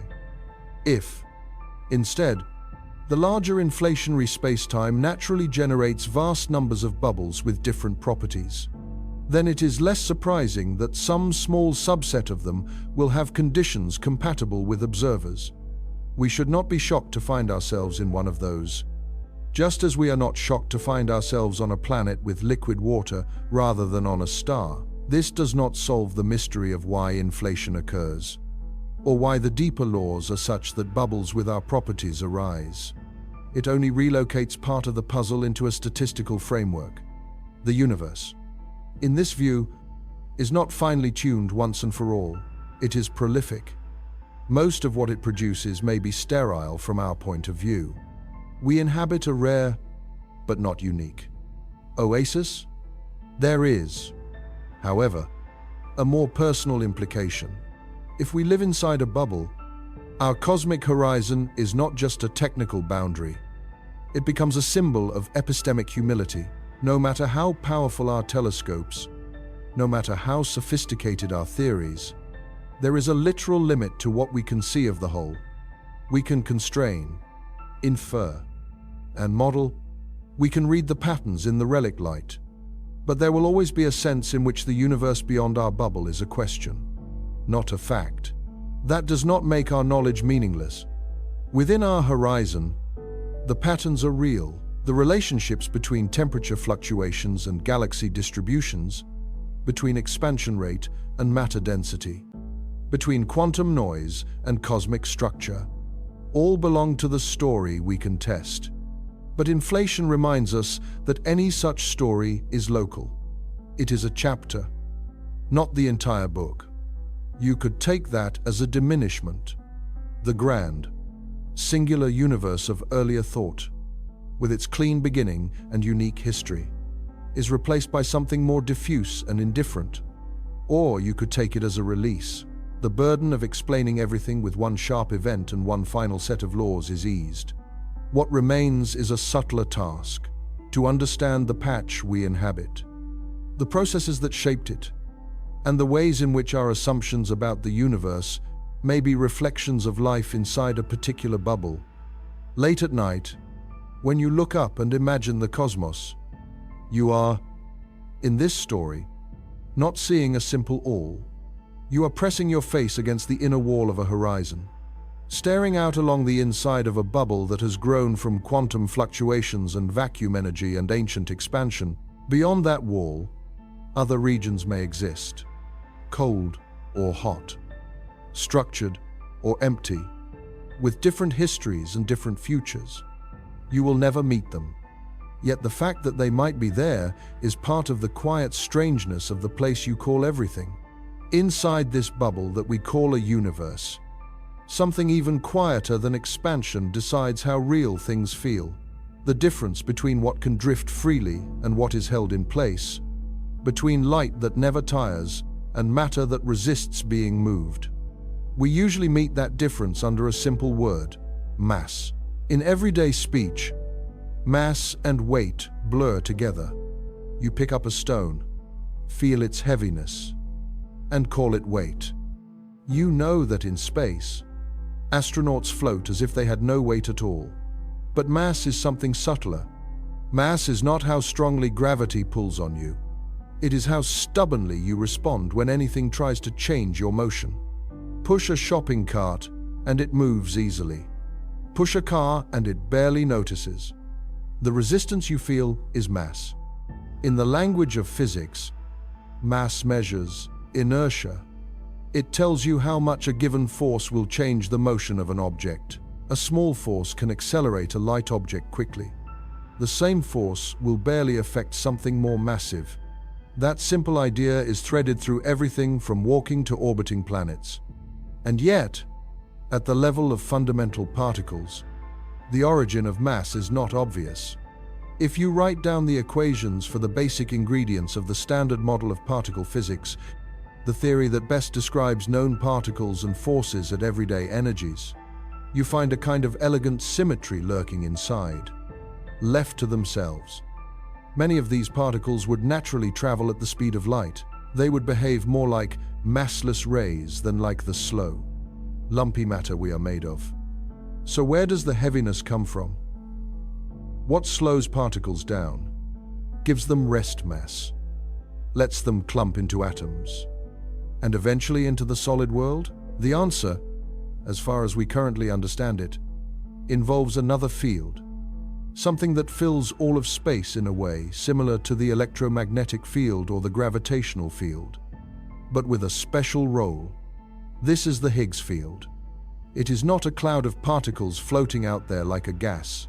It is more like a background condition of the vacuum itself, a sort of invisible medium that is present everywhere, even in the emptiest regions between galaxies. To get a feel for what that means, imagine a room full of still air. You do not notice the air most of the time. You move through it without thinking. But if you try to run, you feel a slight drag. If you swing your hand quickly, you sense resistance. Now, imagine that some parts of you interact more strongly with the air than others. Perhaps your arms feel a thick syrup, while your legs move more freely. The medium is the same, but the way you couple to it differs, in a very rough way. That is what the Higgs field does to different particles. Some interact with it strongly and behave as if they have large mass. Others interact weakly and behave as if they are light. A few, like the photon, the particle of light, do not interact with it at all and remain massless. They travel at the speed of light because there is nothing in the vacuum slowing them down. Crucially, the Higgs field is not turned on and off like a lamp. It has what physicists call a vacuum expectation value, even in its lowest energy state. It takes on a non-zero value everywhere. This is unusual. Many fields have a lowest energy configuration in which they vanish. The Higgs field prefers to settle into a state where something is always there, permeating space. This preference is itself the result of symmetry breaking. At very high energies, in the early universe, the Higgs field would have been in a more symmetric configuration, one in which its average value was effectively zero, and certain distinctions between particles were blurred. As the universe expanded and cooled, that configuration became unstable. The field fell into a new state, like a ball rolling down from the top of a hill into a valley. In that lower energy valley, the symmetry was no longer manifest. The Higgs field acquired its ever-present background value, and particles moving through it experienced something they had not felt before: inertia. In this way, mass is not a built-in label stamped on particles from outside. It is a relationship. It measures how strongly a particle couples to the Higgs field. Change that coupling, and you would change the mass. The electron, the particle that orbits atomic nuclei and carries electric charge, has a certain mass because its interaction with the Higgs field has a particular strength. A heavier cousin of the electron has a stronger coupling and a larger mass. The pattern of these couplings is one of the deep mysteries of physics. We can measure them, but we do not yet know why they take the values they do. From the point of view of the cosmos, the arrival of mass is a turning point.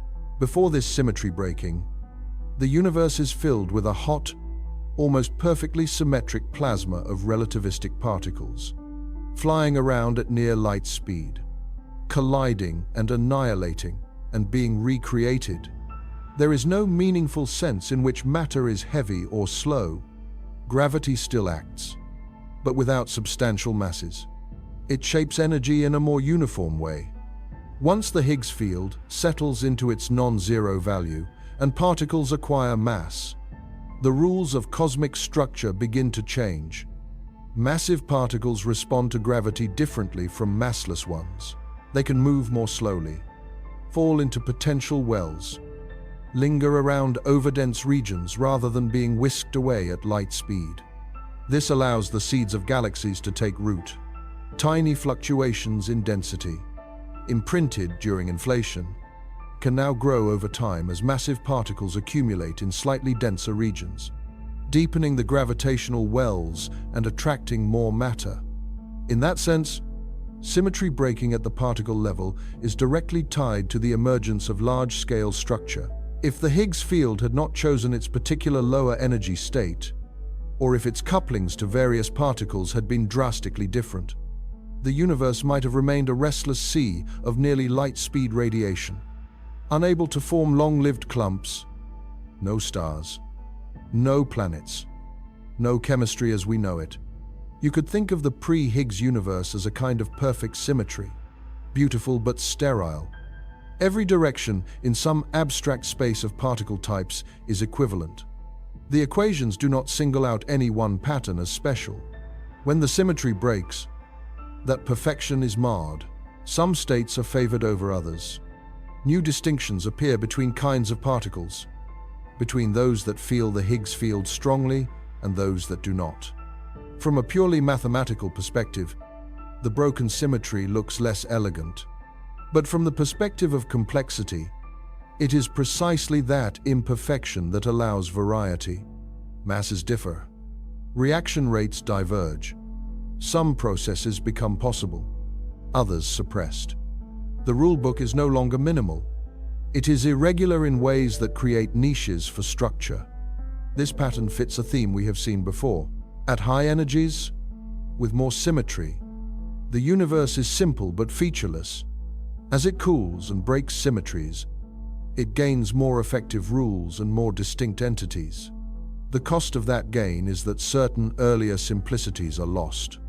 You cannot go back to a state in which electrons, quarks, and neutrinos are all aspects of a single seamless field without undoing the entire thermal and structural history of the cosmos.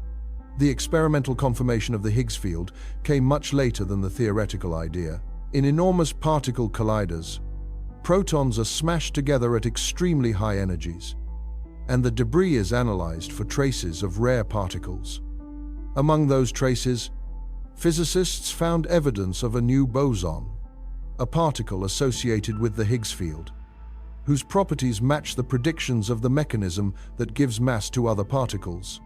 That discovery did not answer every question, but it provided a key piece of reassurance: the strange, invisible field we had been using to explain the existence of mass was not just a mathematical trick, it had left a particle fingerprint. Knowing that does not make the universe feel less strange. In some ways, it deepens the oddity. Your own mass, the heaviness you feel when you climb stairs or fall to the ground, is not simply the sum of little solid bits inside you. Most of the mass of protons and neutrons, for example, does not come from the Higgs field at all, but from the energy of quarks and gluons moving and interacting inside them. Energy and mass are two sides of the same quantity. The Higgs field sets the masses of the quarks. Their frenetic motion and binding energy then account for most of the mass of ordinary matter. You are made, in large part, of confined motion in a quantum field, weighted by an invisible background that resists that motion. This layered story of mass complicates any naive picture of substance. There is no tiny hard kernel at the center of things that simply is what it is. There are fields, symmetries, breakings of symmetry, interactions with backgrounds, and emergent properties. What you call a stone is a collective state of many levels of pattern, each of which depends on choices the universe made when it was far hotter and far more uniform than it is now.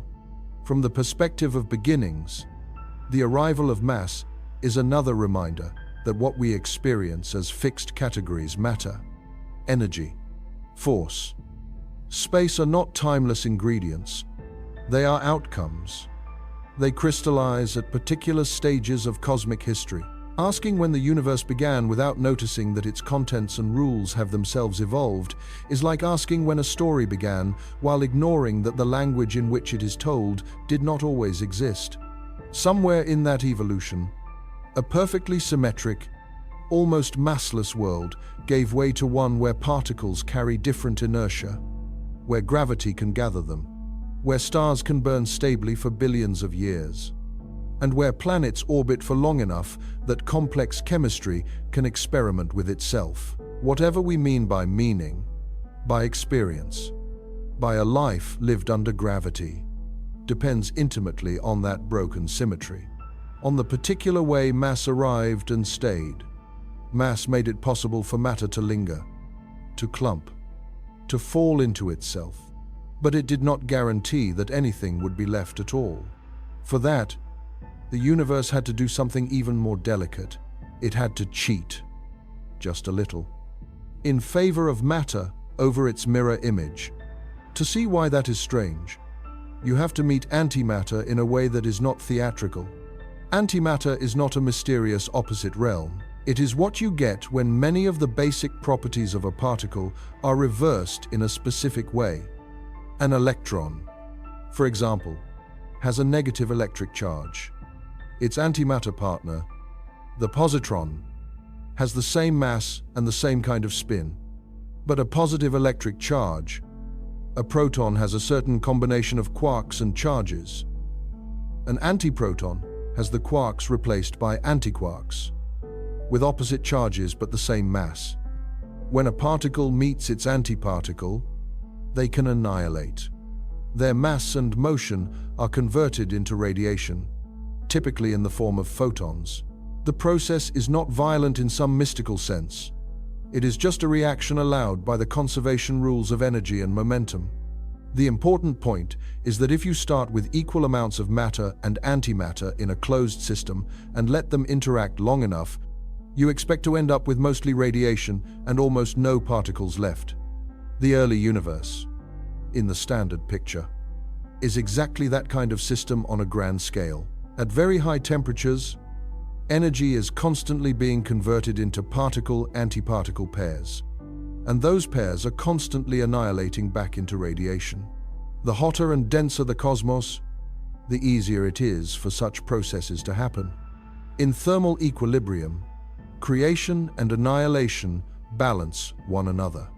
The broth seethes with matter and antimatter in equal measure. If the universe had remained perfectly symmetric in this way, its later history would be very different. As it expanded and cooled, the energy available to make new pairs would drop.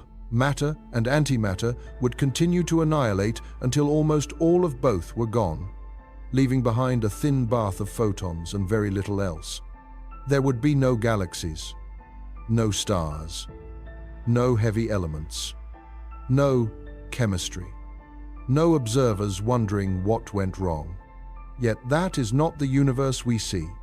On large scales, everything we observe appears to be made of matter, not an even mixture of matter and antimatter.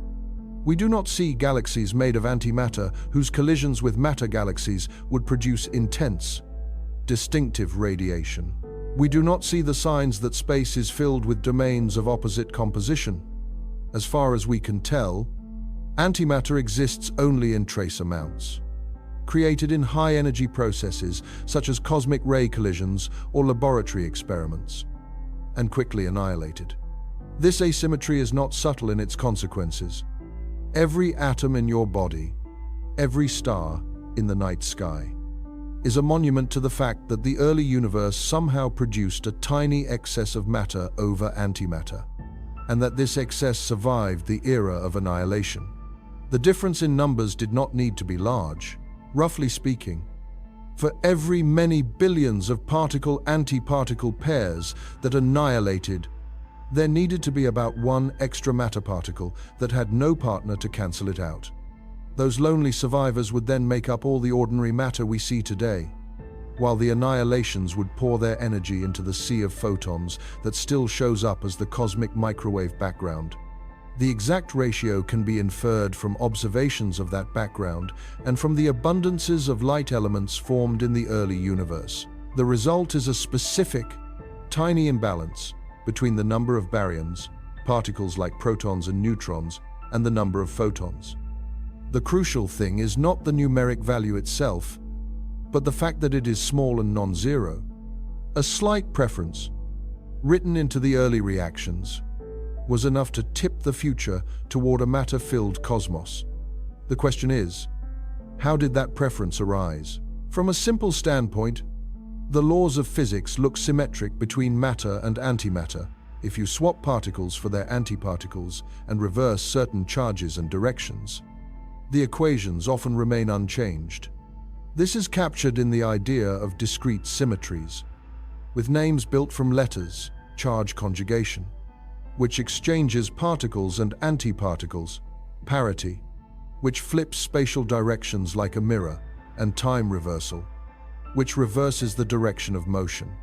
For a long time, it was assumed that some combination of these symmetries would hold exactly, enforcing an exact balance. Experiments eventually told a more complicated story. In certain decays of particles called kaons, and later in decays of B mesons, physicists observed a subtle difference in how matter and antimatter behave. The rates and patterns of decay were not perfectly mirrored.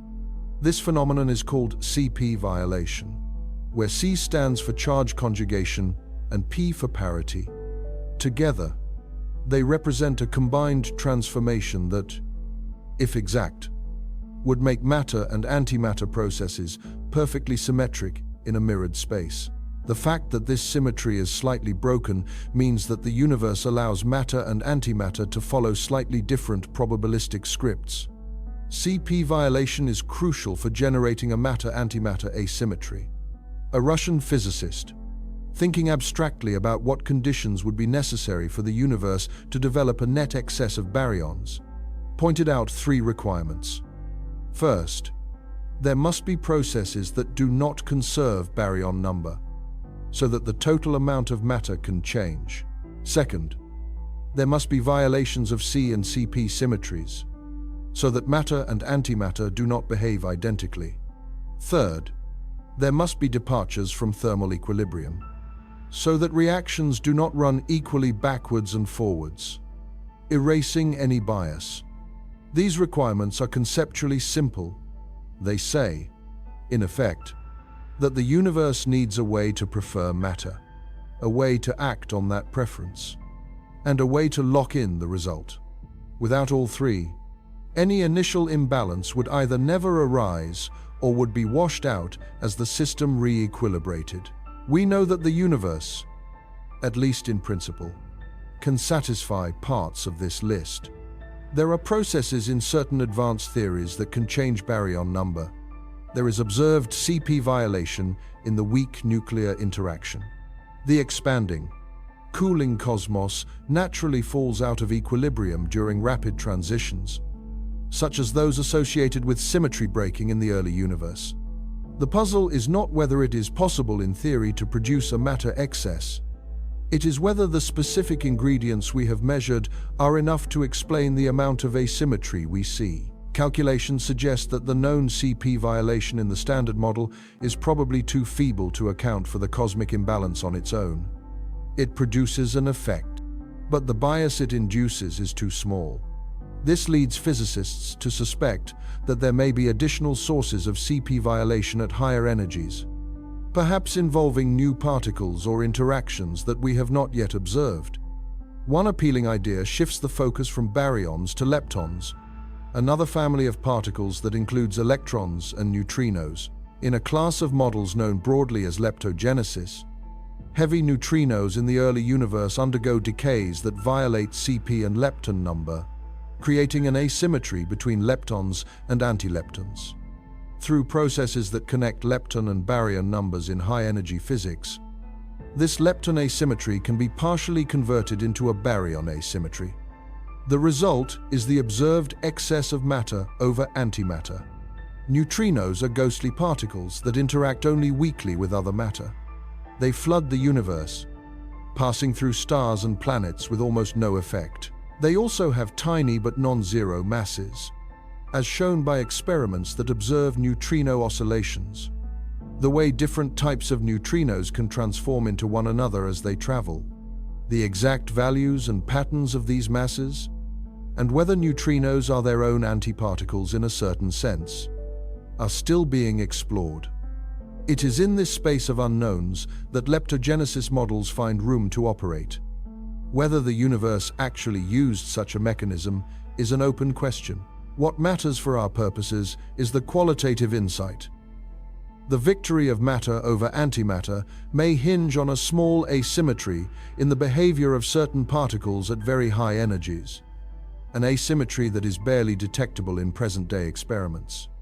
The fate of all structure, in this telling, is decided by a microscopic unfairness. If you step back, the imagery is almost comically fragile.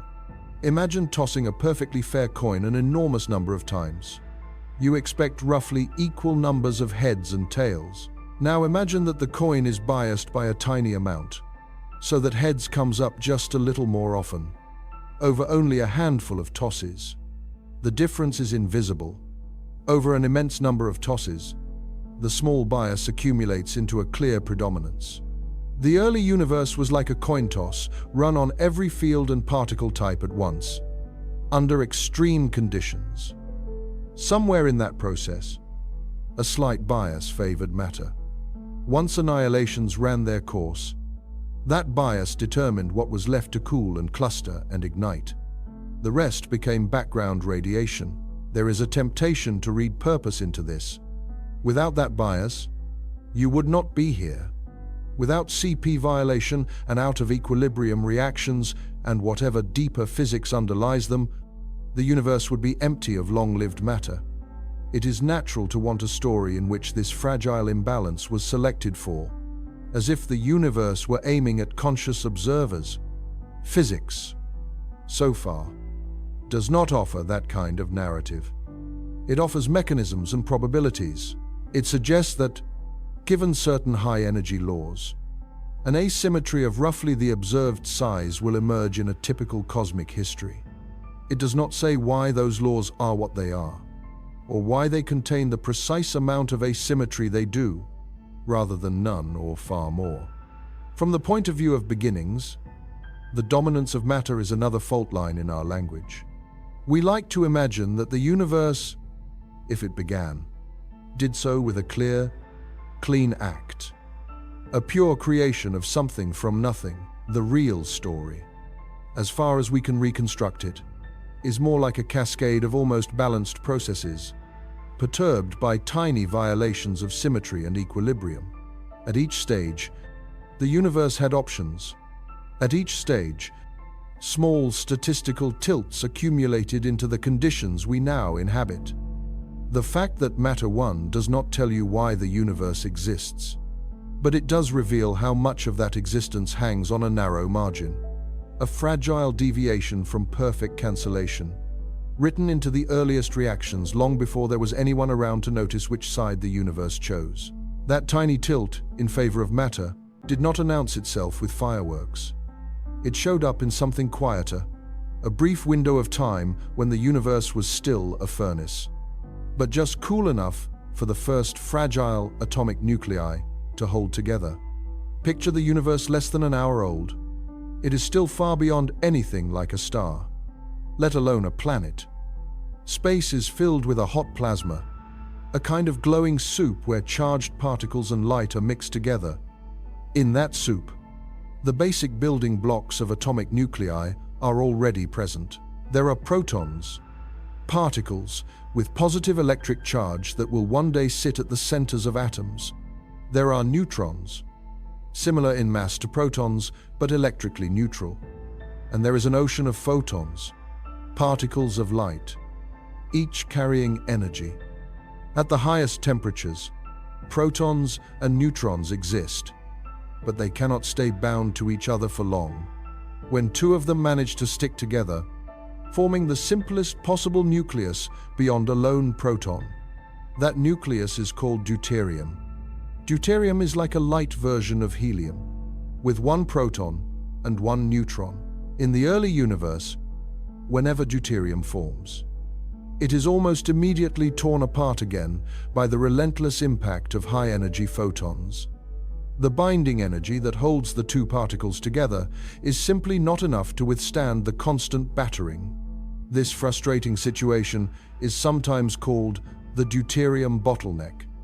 The universe needs to form stable deuterium before it can build more complex nuclei like helium, which requires 2 protons and 2 neutrons. But deuterium cannot survive until the temperature drops below a certain threshold. When the average photon is no longer energetic enough to break it apart efficiently, the cosmos has to cool, and it has to do it quickly enough that neutrons do not simply decay away while they wait. Neutrons are not stable in isolation. A free neutron, drifting by itself, will eventually transform into a proton, an electron, and a ghostly particle called a neutrino. This process, known as beta decay, happens on a characteristic timescale of about a quarter of an hour. That is, if you start with a bunch of free neutrons and wait, after roughly that long, only about half of them will still be neutrons. The rest will have turned into protons and lighter particles. In the early universe, neutrons are also converted back and forth into protons through reactions involving neutrinos and their antiparticles, so the exact balance is more subtle. But the basic point holds. Neutrons cannot be allowed to wander freely forever. If nucleosynthesis, the building of nuclei, is to happen, it must happen while enough neutrons are still around. These two facts together set the stage. On one side, the temperature must fall low enough for deuterium to survive. On the other, neutrons must be captured into nuclei before too many of them decay. The universe, expanding and cooling, passes through a brief interval when these conditions line up. That interval lasts only on the order of tens of minutes. During that window, most of the ordinary matter in the cosmos is locked into its long-term nuclear form. Once the deuterium bottleneck opens, nuclear reactions proceed rapidly. Protons and neutrons combine to make deuterium. Deuterium nuclei fuse with other deuterium or with protons and neutrons to build helium-3 and helium-4. Helium-4, with its 2 protons and 2 neutrons, is unusually stable. It sits in a deep valley of nuclear binding energy, which means that once it forms, it is not easily broken apart or transformed into heavier elements in the conditions of the early universe. The result is that a significant fraction of the available neutrons end up inside helium-4 nuclei, because for each helium-4 you need 2 neutrons and 2 protons, and because there are more protons than neutrons to begin with. Most neutrons are swept up this way. The remaining protons mostly stay as lone protons, which will later become the nuclei of hydrogen atoms. A small amount of deuterium and helium-3, and an even smaller trace of lithium, are also created, but the dominant outcome is a mix of hydrogen and helium. The precise proportions depend sensitively on conditions, the density of baryons, the rate at which the universe is expanding, the details of weak interaction rates that govern neutron to proton conversions, but across a wide range of reasonable parameters, one feature is robust. You end up with a cosmos in which roughly 3/4 of the ordinary matter by mass is hydrogen and roughly 1/4 is helium, with all heavier elements as mere traces. That broad pattern is exactly what we see when we measure the composition of the most ancient gas clouds and compare them with the predictions of nuclear reaction networks. It is remarkable how little freedom the universe seems to have had in this respect. Once the tiny asymmetry between matter and antimatter is fixed, once the expansion rate is set by the overall energy content, once the neutrino physics and interaction rates are what they are, the outcome of those early minutes is largely predetermined. There is a narrow corridor of conditions under which this nucleosynthesis proceeds as we reconstruct it. If the density of baryons had been very different, if the expansion had been significantly faster or slower, the final abundances of light elements would not match what we infer today. From the standpoint of chemistry, this episode reads like a prologue. All the complex molecules that will eventually form water, carbon dioxide, amino acids, minerals, and everything else are built from a small alphabet of elements. That alphabet begins with hydrogen and helium. Heavier elements like carbon, oxygen, nitrogen, silicon, and iron will be forged much later in the cores of stars and in stellar explosions.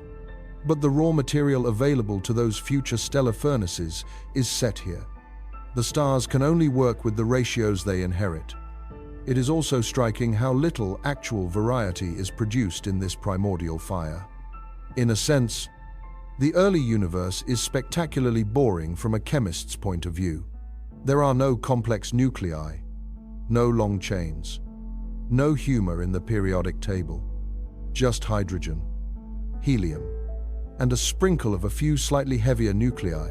The richer chemistry that eventually supports life is a secondary, emergent phenomenon, layered on top of this simple nuclear foundation after billions of years of stellar evolution. Still, without that foundation, there would be nothing to enrich.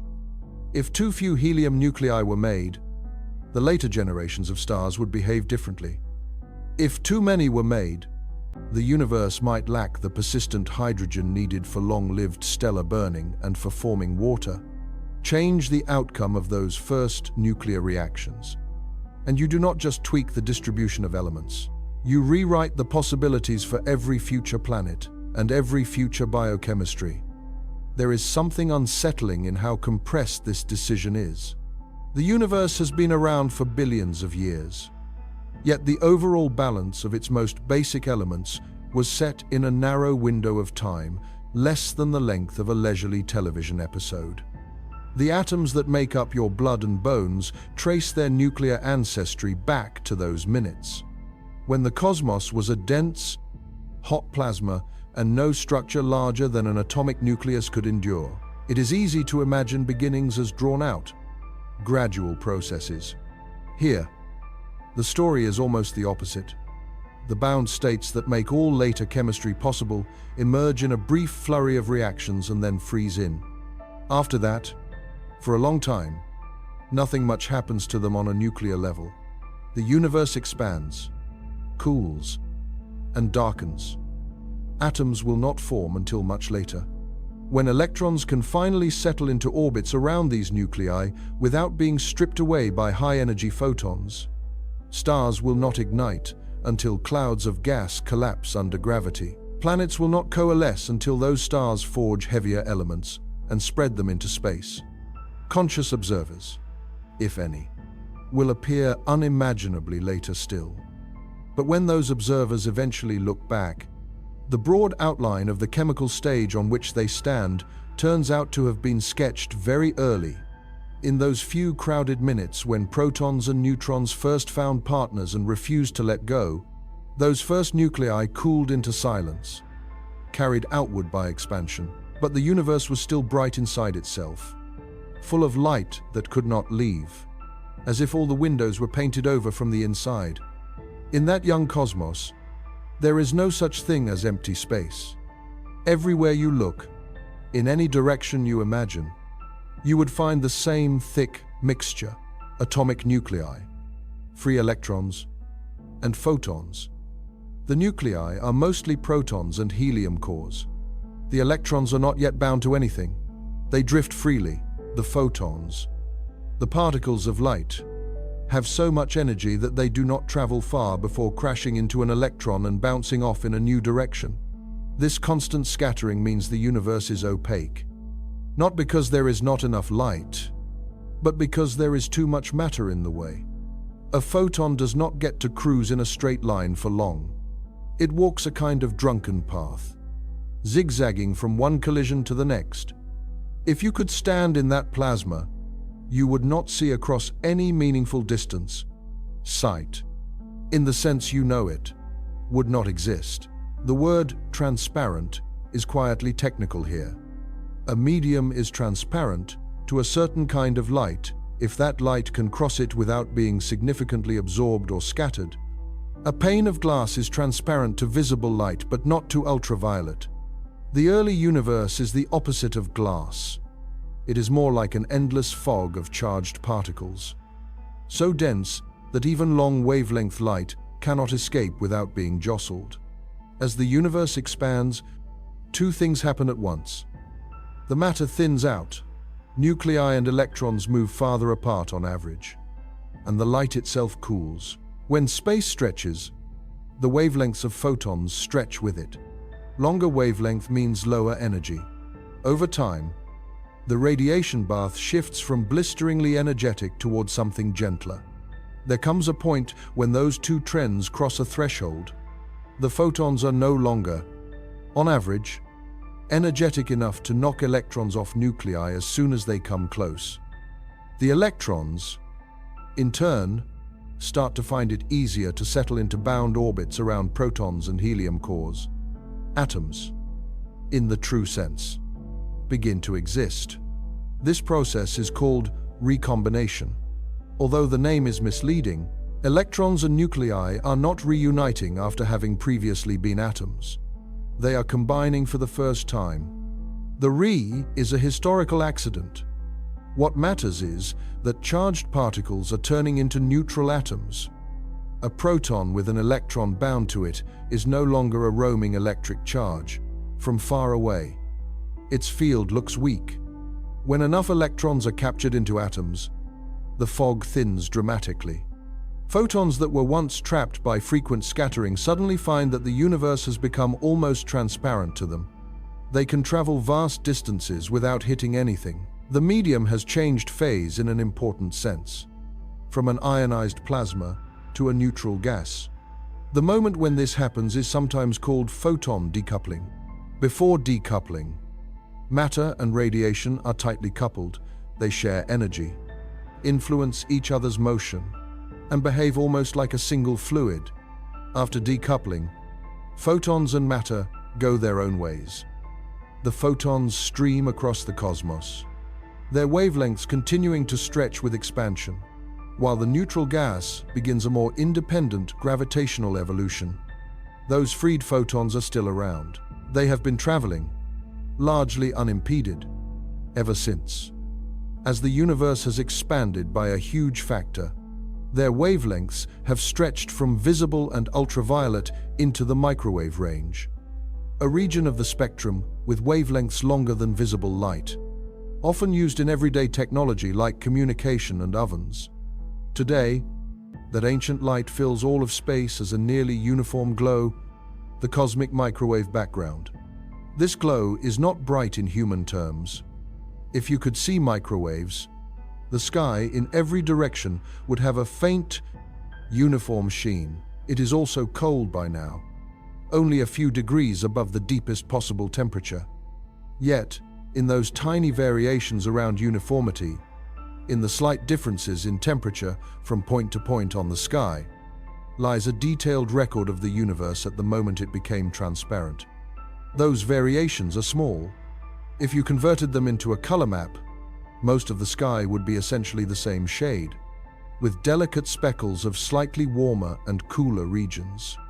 Each tiny difference corresponds to a small variation in density in the primordial matter. Slightly denser regions were a bit hotter and more compressed. Slightly less dense regions cooler and more rarefied. Before decoupling, the mixture of radiation and matter supported pressure waves, sound waves on a cosmic scale. Gravity tried to pull matter into overdense regions. Radiation pressure pushed back, causing oscillations. These acoustic waves left imprints in the pattern of fluctuations in the microwave background. The particular sizes and strengths of those fluctuations tell us about the composition and geometry of the universe at that time. How much ordinary matter there was. How much dark matter. How quickly space was expanding. How close to flat the overall geometry was. In that sense, the first light we can still see is not just a glow, it is a fossil. It contains encoded information about conditions when atoms first formed and photons first flew free. By comparing precise measurements of this background to theoretical models, Cosmologists can test their understanding of the early universe with a level of detail that would have been unthinkable a few generations ago. The discoveries that brought this background to light were less grand in their presentation. The glow was first detected as an unexpected source of noise in a radio antenna, a stubborn hiss that could not be removed. Only after some investigation did it become clear that this was not a local interference but a signal from the sky itself. The same in every direction. What had seemed like an annoyance turned out to be the afterimage of the universe's own first transparency. First light is a slippery phrase. It does not mean the first time photons existed. Light had been present since the earliest hot phases. Nor does it mean the first shining of stars. Those would come much later. It refers instead to the first time light could travel unhindered across cosmic distances, carrying information from one era to another. It marks the transition from an opaque universe, where nothing from early times can be seen directly, to a transparent one, where radiation can preserve a snapshot of conditions and deliver it billions of years later. For a human observer, living now, this has a quiet emotional resonance. When you look at the microwave background in a map, you are not seeing a landscape in space the way you would see a photograph of a nebula. You are seeing a landscape in time, a shell around you that represents the furthest back you can look using light. Beyond that shell, the universe is not absent. It is simply hidden behind the era when photons were trapped. This hides another subtlety about beginnings. The surface of last scattering, as physicists call it, is not a physical wall. It is a boundary of visibility set by the interplay of expansion, temperature, and atomic physics. If you tried to ask what the universe looked like before it was transparent, you would run into the fact that, in electromagnetic light, you cannot see beyond that fog. You can infer, you can model, you can check your models against other kinds of signals, such as the presence of light elements. But there is no direct picture. The language of seeing encourages us to think of the universe as a three-dimensional object spread out around us, with time as an independent dimension ticking along. The microwave background subtly undermines that intuition. What we see on that sky map is not a present time slice. It is a spherical shell in spacetime, the intersection of our past light cone with the epoch of recombination. Every point on that map is the endpoint of a photon's long journey from that early moment to our detectors. This way of thinking makes the universe feel less like a stage on which events unfold, and more like a network of connections between events, stitched together by paths of light and matter. The first light, in that sense, is not just illumination. It is a thread tying now to then, a line along which information has flowed, unbroken through expansion and cooling, and the formation of all structures in between.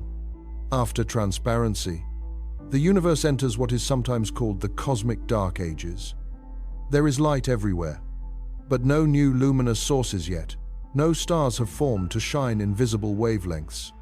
The microwave background fades into a quiet backdrop. Neutral hydrogen fills space, slowly clumping under gravity into denser regions that will one day ignite. The scene is set, but the actors are not yet on stage. From our vantage point, long after those dark ages have ended, we can read the first light as both an ending and a beginning. It is the end of the opaque, tightly coupled plasma era. It is the beginning of a cosmos where light can cross great distances, where gravitational collapse can proceed largely unimpeded by radiation pressure, and where the seeds of galaxies can grow. Yet even here, when the universe finally lets its own light out, we are not looking at a moment that answers the question of origin. We are looking at a transition in visibility, a change in how much of the story we can access. The deeper beginnings, if they exist in any meaningful sense, remain folded behind that glowing shell. In epochs where the very concepts of light, matter, and time were still taking shape. After the universe became transparent, light could finally move freely. But what would come to shape its fate most deeply was not the light we could see, but the darkness we could not. For a long stretch of cosmic time after that first glow, there were no stars, no galaxies, just expanding gas, mostly hydrogen with some helium, cooling slowly in the dark. The microwave background still filled space, but it was uniform, soft, indifferent. If you could have floated there with perfect instruments, you would have found tiny variations in density, faint ripples in the otherwise smooth sea of matter. They would not have looked like much. Gravity disagreed. Wherever the density was even slightly higher than average, gravity pulled a little more strongly. Atoms drifted very slowly toward those regions. The denser they became, the more they pulled, over millions and billions of years. Those gentle differences grew into something dramatic, clouds large enough to collapse, ignite nuclear fusion, and become stars. Groups of stars fell together into galaxies. Galaxies gathered into clusters and filaments. The cosmic web began to take shape. But when astronomers later tried to understand this structure in detail, something did not add up. The visible matter in galaxies and clusters, the stars and gas we can see with telescopes, did not seem to be enough to account for the way they moved. When you watch a galaxy rotate, you can measure how fast stars orbit at different distances from the center.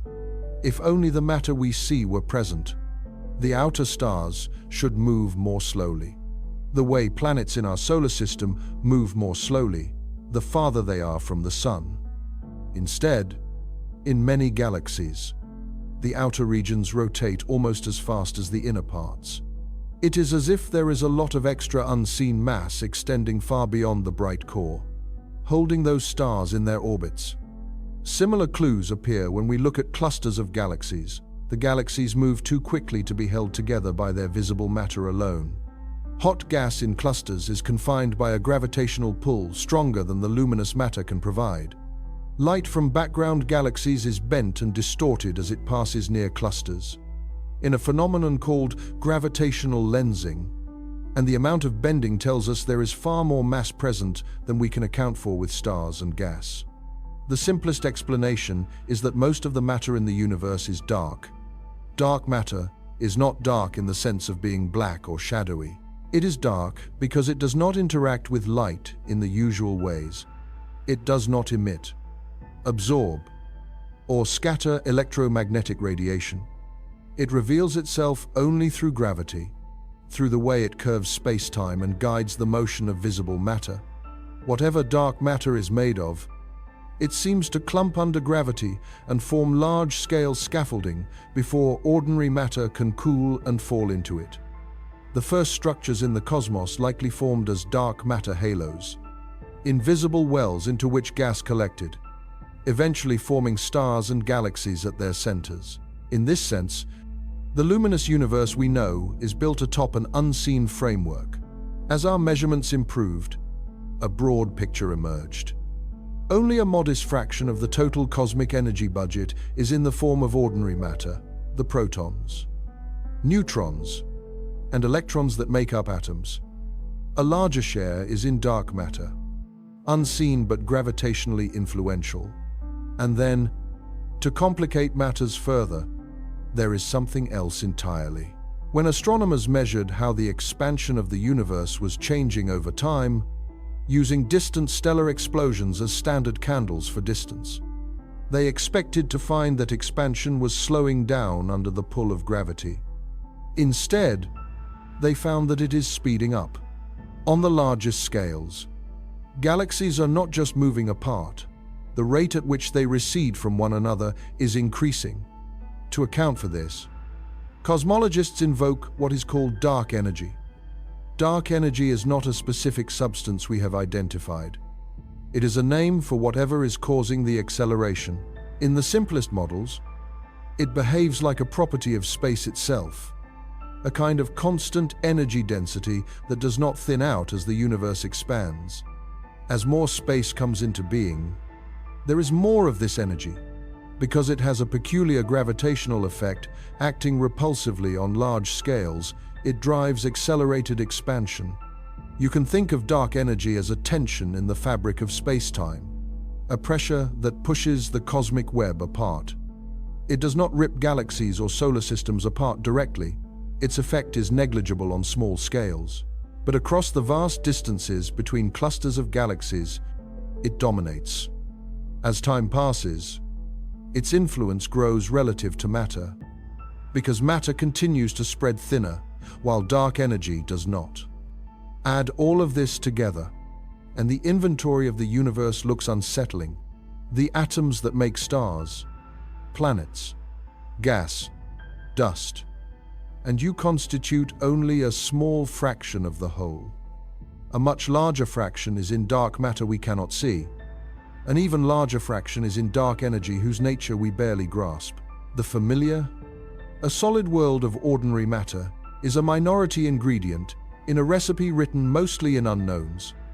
Darkness, in this sense, is not just an absence of light. It is a placeholder for ignorance that has gravitational consequences. Dark matter decides where galaxies can form. Dark energy decides how far they will ultimately be from one another and how quickly that distance will grow. The ultimate fate of the cosmos depends more on these invisible components than on anything we can directly touch. What might that fate be? If dark energy remains roughly constant, as in the simplest models, the universe will continue to expand faster and faster. Galaxies that are not already gravitationally bound to one another will move apart until they slip beyond each other's horizons. Over enormous timescales, distant galaxies will fade from view. The night sky, from any given galaxy, will grow emptier. Eventually, only the local group of galaxies, or what remains of it after mergers, will be visible. Beyond that, space will be cold and dark, populated by the remnants of stars, black holes, and thin radiation. Other possibilities exist in more exotic models. Dark energy could change over time, weakening or strengthening. In some speculative scenarios, it could increase so much that even galaxies, stars, and atoms would eventually be torn apart in a big rip. In others, if dark energy were to reverse sign or be replaced by some different behavior, the expansion could slow and even reverse, leading to a future collapse. A big crunch. There are models in which expansion and contraction alternate, yielding cycles of cosmic history. We do not know which, if any, of these stories will turn out to be right. Our observations span only a small sliver of cosmic time. We are trying to infer the long-term behavior of a vast system from a narrow window of its history, using theories we know are incomplete at the deepest levels. There is a quiet irony here. We began with human intuition about beginnings, about causes and first moments. We replaced that with a more technical story of expansion, hot phases, nucleosynthesis, recombination. We learned to follow the universe back with equations to earlier and earlier times. And just when we might think we have a clean arc, a beginning, a middle, a likely end, we discover that most of the ingredients that shape that arc are invisible and poorly understood. Dark matter, dark energy, quantum gravity, inflation, the Planck Era. Each of these points to a frontier where our language strains. We can name them, we can model them, we can embed them in equations and use those equations to make successful predictions. But the underlying what remains hazy. Are these truly separate things, or different faces of a deeper structure? Are our categories even the right ones? In that ambiguity lies a kind of release from the demand for a single, sharp answer to the question of beginnings. If the dominant components of the cosmos are still mysterious, if the laws themselves may have evolved from earlier, less articulated forms, then the notion of a clean starting line becomes less compelling. The universe, as we see it, may be one phase in a larger, ongoing process whose full extent we cannot grasp. And yet, your life unfolds on a scale where these enormous uncertainties are almost gentle. The expansion of space does not pull the ground from under your feet. Dark matter does not whisper in your ear. Dark energy does not tilt your coffee cup. What you experience directly are other kinds of gravity. The pull of other people, the weight of your own history, the small, local forces that bind a life together. You live in the intersection of two stories. One is cosmic, a universe whose origins are framed in terms of hot, dense states, symmetry breakings, and unknown forms of darkness, stretching over billions of years and unthinkable distances. The other is intimate, a finite sequence of days in which you wake up, make choices, feel things, and try to make sense of your existence. Those stories do not cancel each other. They coexist. The vastness does not tell you what to care about, and it does not erase the texture of your concerns. It simply sets them in a context that refuses to end neatly at a beginning or at a final explanation. So, when you ask whether the universe ever truly began, you are also, quietly, asking something about yourself, about your need for origins and edges, about your wish for a clean first cause that would anchor everything that follows. Cosmology, when it is honest, does not satisfy that wish. It replaces a single starting point with a landscape of partial answers and deeper questions. It tells you that time itself may be an emergent feature. That causality may break down at very small scales. That what you call everything might be one bubble among many. If there is a call to make from all of this, it is not to believe in any particular model, or to be comforted by any specific ending. It is simply to let the not knowing stand, to notice how much of reality, from dark matter to your own consciousness, remains only partly understood, to feel the scale of the mystery without rushing to close it. When this ends, and you return to whatever room you are in, the universe will still be expanding, still cooling, still shaped by forms of matter and energy you cannot see. The question of whether it began will still be open. You do not have to solve it. You only have to decide how to live, for a while, inside a story whose first and last pages may never be fully written.